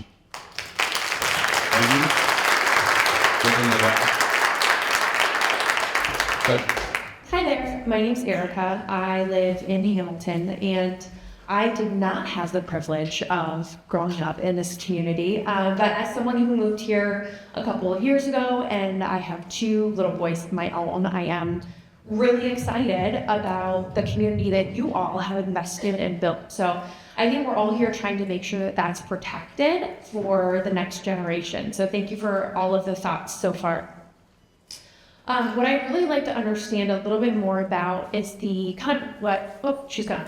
Kind of what she was asking earlier in terms of what's the vision for the experience that our children will have day to day with this whole neighborhoods concept in a larger school like this. So for instance, when my child arrives at the school, will he be with the same cohort of students for recess and for lunch and for learning? And how does the building and the flow of the building impact his little neighborhood, if you will? Great question. Pretty much the way you described it is how it works now. If you go to any of our schools, they are generally cohort-based. So I go to schools and sat in 1st and 2nd grade, kindergarten and 1st grade, lunch. Just fun. I was leaving syrup on me, so it's, you know, how many milks can you open in a week? But yeah, we do it based on cohorts. And if you think about the way this building is designed, if your child were to come in the front entrance as a 1st grader, they would immediately go left and be in their neighborhood. And in these neighborhoods, we're designing them so that they have neighborhood libraries, so that they have grade level specific books and activities. Some of the other things we can do with flexibility, we have mentor programs that we have in our elementary schools where our 5th graders go down and read to 3rd graders or 2nd graders, or some of the 4th graders get involved. We do programs like that. This building gives us, if you walk in the building and go to the right, an opportunity to mix your 3rd, 4th, and 5th graders in different situations so that you have mentor situations built in. You can also flex back to a full neighborhood of just a particular grade. So they're designed specifically around the numbers that we know we have and we have coming, which is roughly around 125 to 130 kids in each grade. We've been right around that number at elementary. Learning experience will be better, improved, better lighting, better air quality, better heating, better opportunities to be with your friends and continue to carry on at recess or at lunch or in your physical education class. Physical therapy, if you need physical therapy, you're going to get it right there. You don't have to go to a specific school or no one's traveling to you. I'm not paying extra people to drive around the town to service, things like that. So all those services, if you will be right in the same building. It's pretty similar. If you took our 3 buildings and looked at them, they're all fairly set up the same way. Some of them, just because of the size, they combine the lunches, but some do them individually. So cohort-based. Sorry, are kids moving? So once you're done with 1st grade and you're moving into 2nd grade, are you going to be in that same neighborhood, or are you moving based on the grade level you're? We look at it as probably moving. We think it's kind of a quote graduation thing, like you're moving up. The building's designed that way, kind of moving up the hill. So 1st grade, 2nd grade, 3rd, 4th, and your 5th on that top floor. So it's kind of an experiential movement, if you will, through the building for kids as well. Could lock them in as well. That's where the flexibility comes in. We have the ability to say this is always going to be a 1st grade wing, or this is going to be a looped wing where you do 1st and 2nd grade 2 years in a row. It really depends on the education configuration and the curriculum delivery that we're doing at that particular time. Does that help? Good. You've been patient. Yeah. I'm Linda Preston, Highland Street, Hamilton. We've been talking about the school consolidation tonight, and I strongly believe we cannot separate that from 3A. We do not know what's going to happen. There have been changes very recently on the state level. If that passes with the guidelines we've already seen, Hamilton would be required to build 731 units. Wenham would be required to build over 300 units for a total of over 1,000 new units. And we've been told that there would be no limit placed on how many people could live in each unit. If you do the math, those are high numbers, in the thousands of potential people coming into Hamilton and into Wenham and into our school system. If one unit had just one child in that unit, that's adding 1,000 children potentially to our school system. 2 children in a family could add 2,000. This is a load on our system we need to think about. With this plan that we've seen tonight, Mr. Tracy has said with the new school, they're factoring in extra space should there be 60 more students coming in. And I recall last year in a meeting that an architect showed the plans of Cutler School, and in explaining the new school also pointed to the right to say, this is where we can put an addition. This would require an addition. So please don't limit yourself to thinking only about the consolidation. 3A will make a difference in our school system, and it will be huge. Good. Very quickly, Mark Johnson, Patton Drive. The Winthrop School site is owned by the town, and it takes a 2/3 vote to sell. So it's not like the HCC or the selectmen can even do some 2/3 for the citizens to sell to long-term leases. So the citizens will have control over that. Furthermore, the Winthrop School site is zoned single-family residential. It's not commercial district. So anything that happens there, if it's not single-family residential, in multi-family, still would need a 2/3 vote of the citizens of Hamilton to pass. State laws changed a little bit on residential by right, but as a practical matter, it's a 2/3 vote to rezone it and a 2/3 vote to sell it. So anything that happens there is only a function of what we want, not HDC or something else imposing on us. That's what they do. So. Hi, Lindsay. I live in Hamilton. I just have a question around the school size. I think a lot of people have asked where the research is behind the school size that they've chosen. They understand from a practical standpoint, right, physical buildings, etc., improved with a consolidated school. But there's no research that backs larger schools promote mental health, social emotional well-being of our younger, etc. So in lieu of you guys obviously to find the project to us, you did make your list, right, of the schools and communities which huge elementary schools. And I'm wondering if you could provide the demographics in each one of those cities so that we could compare the elementary school size to the size of the city and then what their test scores and their rankings look like, so that at least there could be some additional information for those of us that are trying to better understand the logic behind this. Absolutely. We can do that. We have a lot of that information on the MSBA website that we can pull, and I can check it with superintendents as well. Hello. Hi. I'm Katie Moran. I live at 21 Garfield Avenue. Could the site plan go back up there? So if you look at the way top left-hand corner, you'll see a tiny little white rectangle. That's me. So, and right now I look out on the beautiful fields of Cutler and I see the kids playing, and I'll be looking across their 2-story brick building. But it's the playground. That is what is really missing here, because you can see all that space taken up by the new building, a little playground up on the upper right hand, and then now you're saying there's a soccer field down there. But you have to remember, it's 3 times the students. So right now, the 250 kids are outside making, snowmen when it's not too cold. Anyway, so that's one issue. The septic really comes up because where's the septic located now?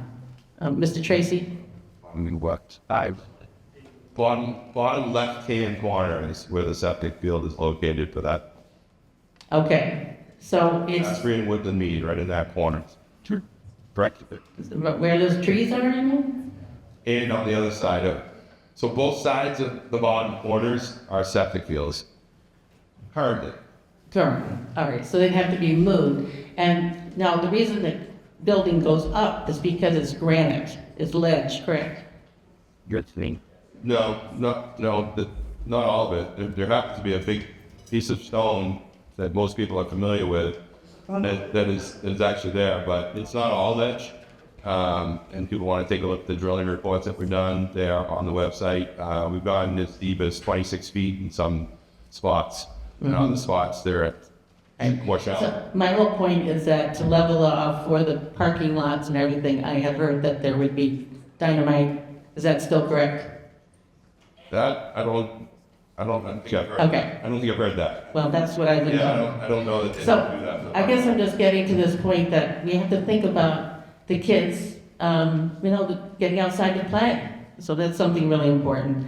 The other thing I wanted to just mention quickly is the enrollment today. So my kids graduated around 2000, and that was shortly after the middle school was built. There were 500 in the middle school. Would you say there's 400 now? Is that correct? 378, I believe. Okay, and I got this on profiles.doe.mass.edu. Elementary was 834 back in 2000, and it's about 680. And the high school was 698, and now it's about 450. So what about that extra space? But has that space been utilized for something else? Was it available to move, say, the fifth grade up in Which extra space? middle school? I think you're missing two groups of elementary kids. There's over 800 elementary kids total because you have all of your kindergarten kids and your preschool kids. Those are not included in that number, 680. Right. So that's about what, Yeah, so they're both the same. They 130? were running roughly the same over time. Okay. So the last thing is about having the state requirement to have an elementary school in every town. That's correct?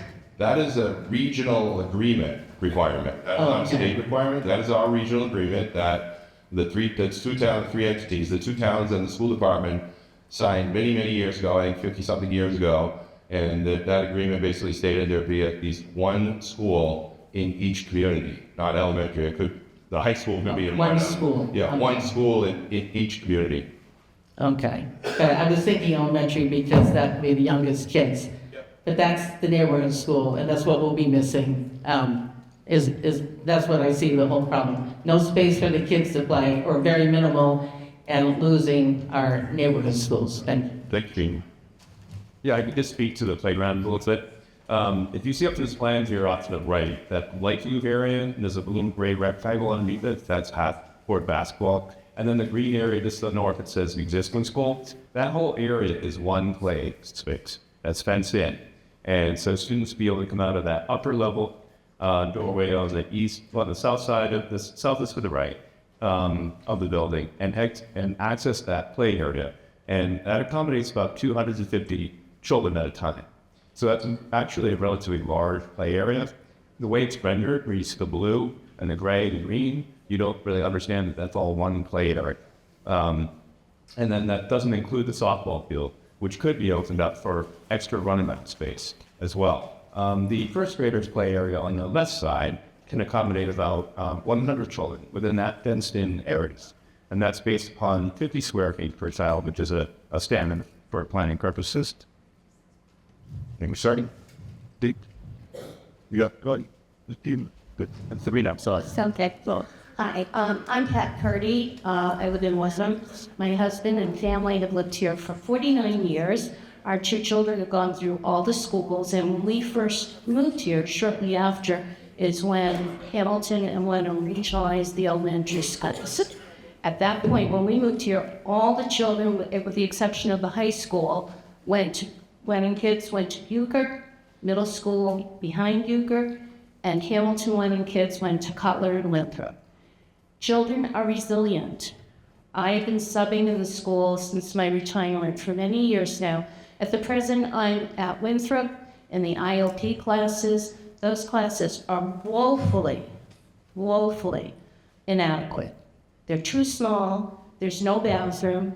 Teachers have to take these children who need to be changed down the hall, around the corner.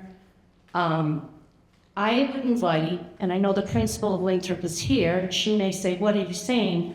Come see Winthrop School. Come see where the teachers go to the bathroom. Come see. It's not that it's dirty, it's old.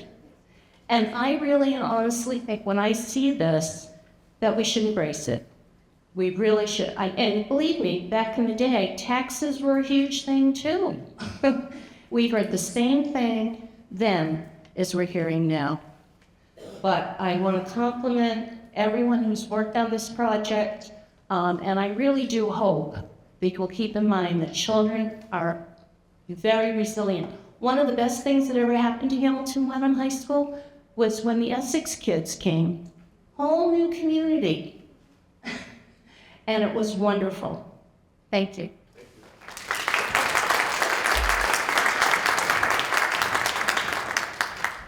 Stephen Report, 18 Cunningham Drive. Manchester Elementary came out, so I don't have questions, but just the information. This is from the MSBA site, and I'd encourage everyone to go look at that build. That's the answer. So one solution, that's the answer. Build a modified Manchester Essex Elementary. But that was designed for 440 students. It's 82,000 square feet.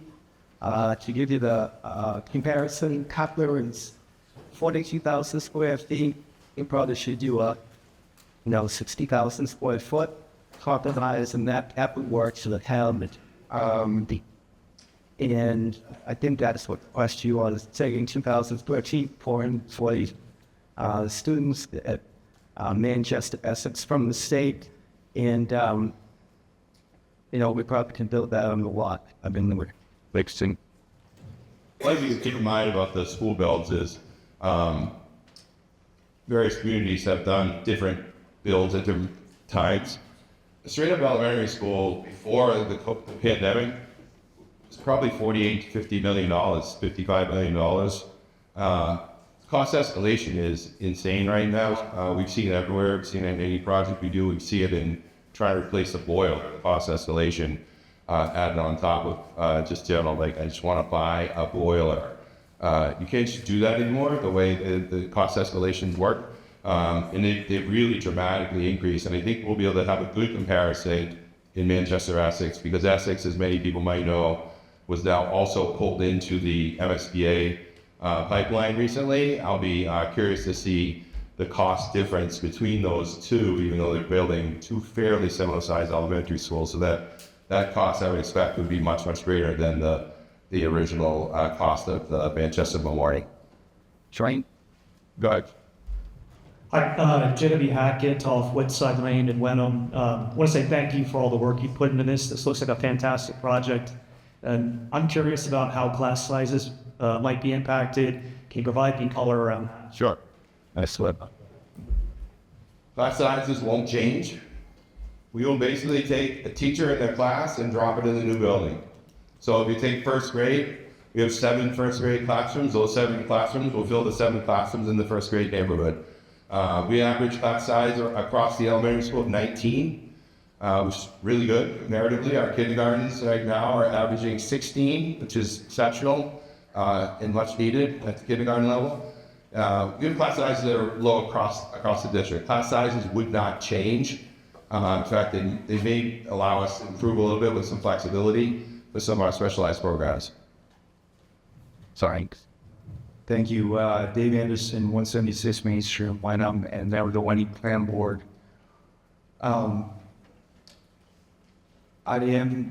We have to consider that 3A, whether you like it or not, is a reality, and the ABU is also a reality. And Wenham also has been used as its first master plan since 1960. That's 65 years. And I'm wondering, this is certainly a huge lift to get us here for something that we're trying to fix. But we may be on the precipice of some dramatic demographic changes in Hamilton.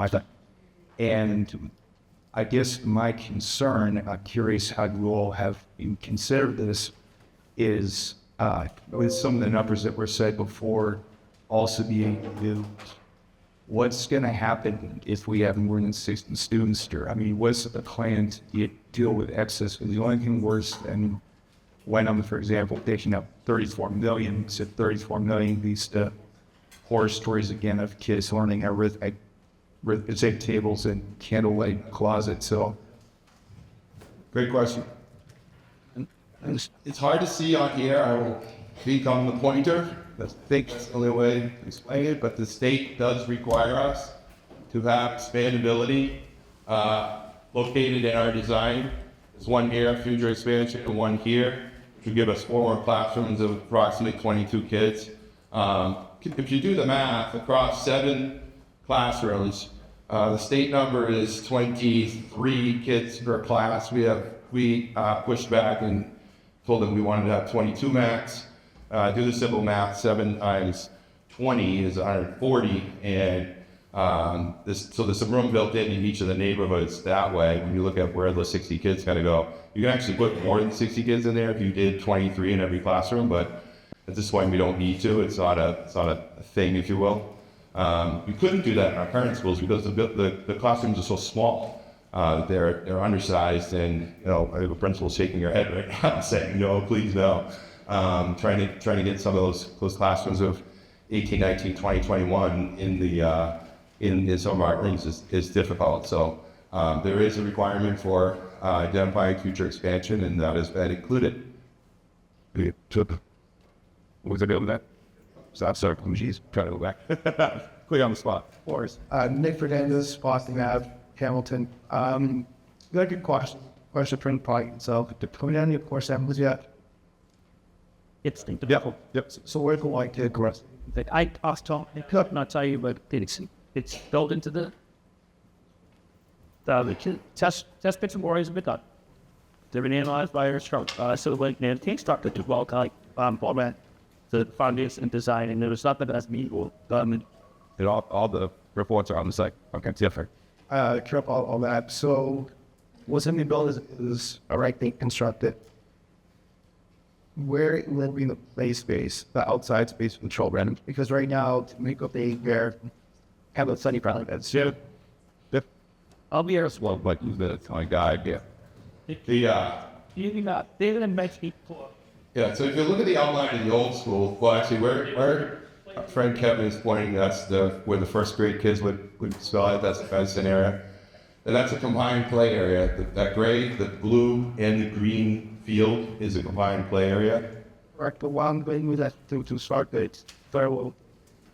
Yeah, that's part of. So the parking lot plan is it goes in stages for that reason, so that we can move kids around the site as we need to move them safely. We want to be able to make sure that's done safely. One of the things to notice is if you look at the length of the current school, it is actually longer than the new schools, and there's more space there than you think. And you look at it, I had to walk out there and look around and say, oh, okay, there's plenty of space back here. But yeah, that's part of the consideration of the job these guys will have to do as they plan, as they site set up, as they we put up fencing and things like that to make sure they're safe. I think kids still have access to play space. We would run things probably differently when we don't put any of our elementary schools outside all at once unless it's a special day, but we generally go out in groups, like when my house is by the Duke Earth, they go out in grades, boom, a couple grades at times. Where's the flex? Which will understandable. So, roughly when are we outside? If this promising goes through, what's the ratio we're looking at for a trickle ground and a demo of the car cup swims? That the one go 4-year-old. We live 2 people lost some people here. If I swim this well, we'd be going to school. Just kind of go rough steady. Yep.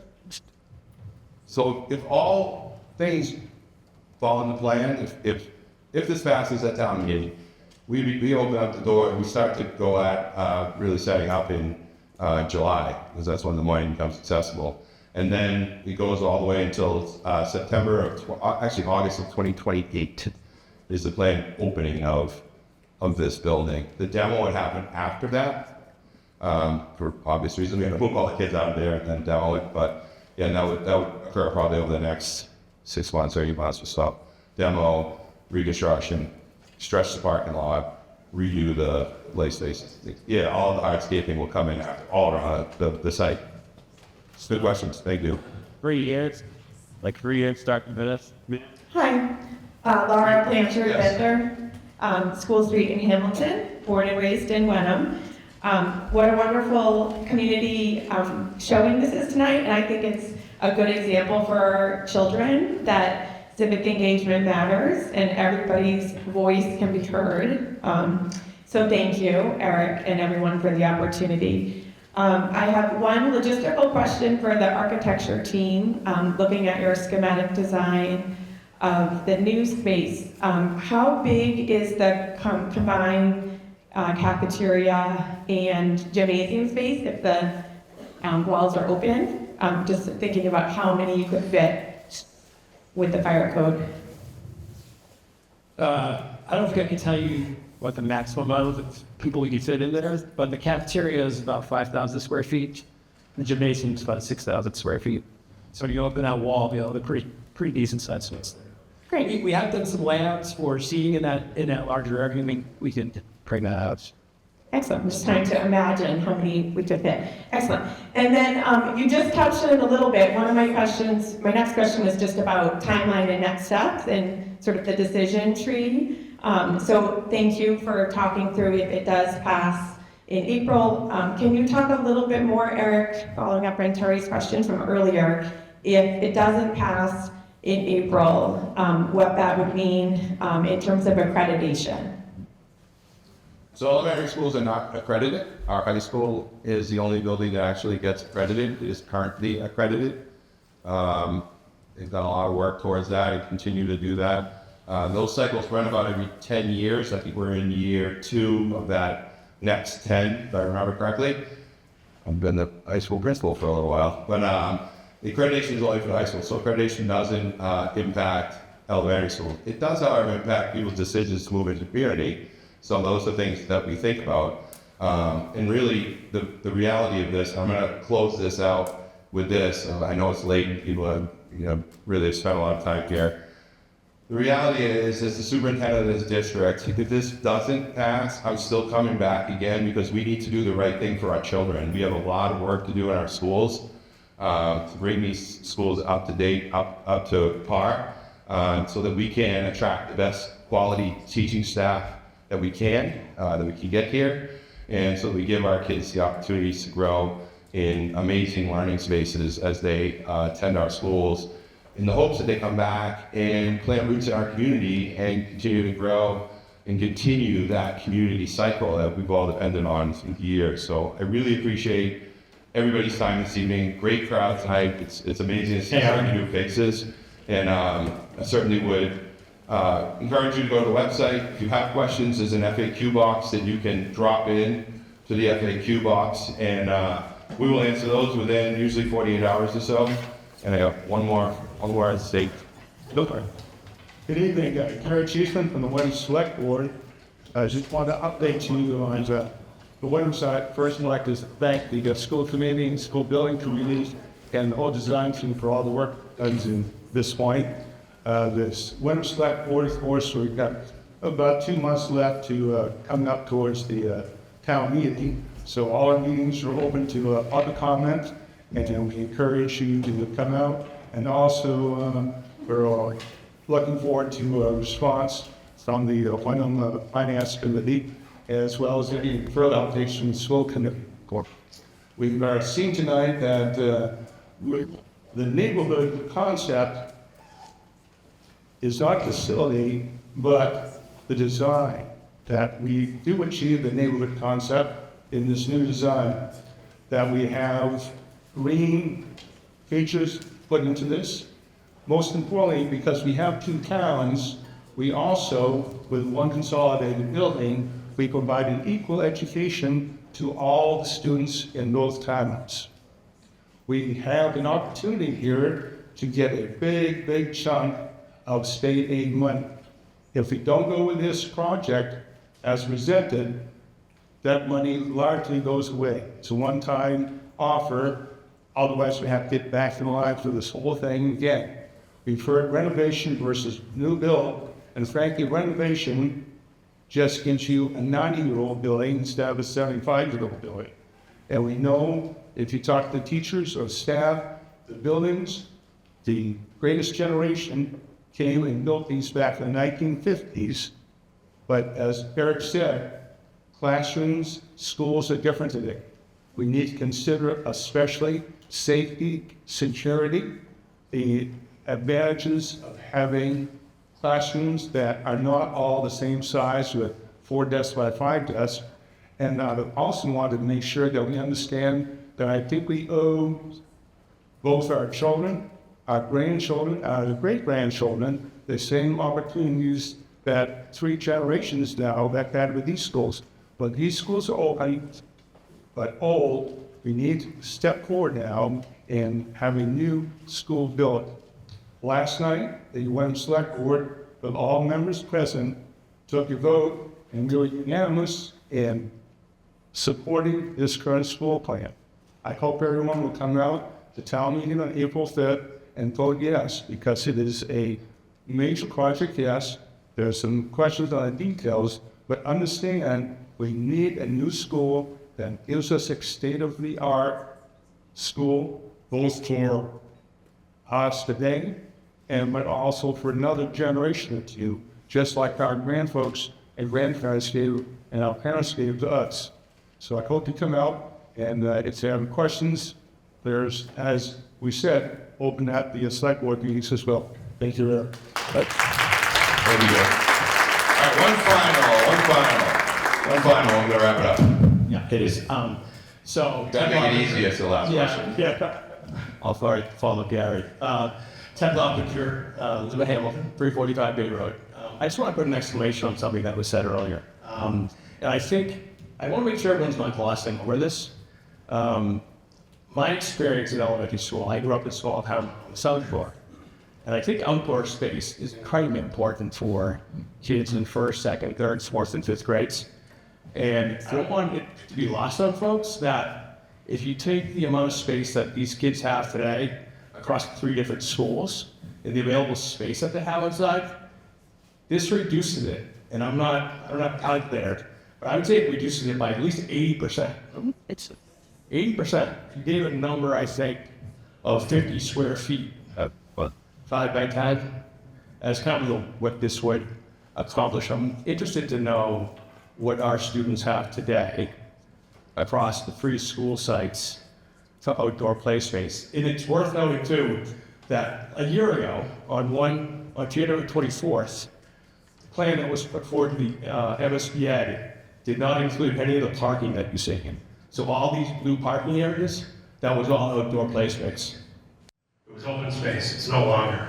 So I'm not sure what happened to remove all that. And if I'm a child, thinking about this as a kid, like, is that really all I have access to? I'm fenced in on this side, I'm fenced in on this side.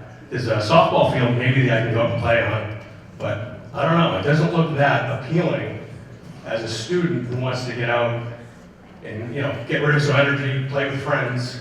And I just wanted to make sure everyone was aware of the amount of space that we're confining the students to here on this site. It's not worth, it is worth understanding. It's worth understanding what we're going from and what we're going to. Because it's not just about indoor space. Outdoor space is critical at the elementary school level. So that was it. Thanks, Jeff. Thank you, everyone. Again, please reach out if you have questions. There's an FAQ box on our website. We review them daily to make sure we don't miss any. We bring them back to the team, and we'll answer the questions as they come in.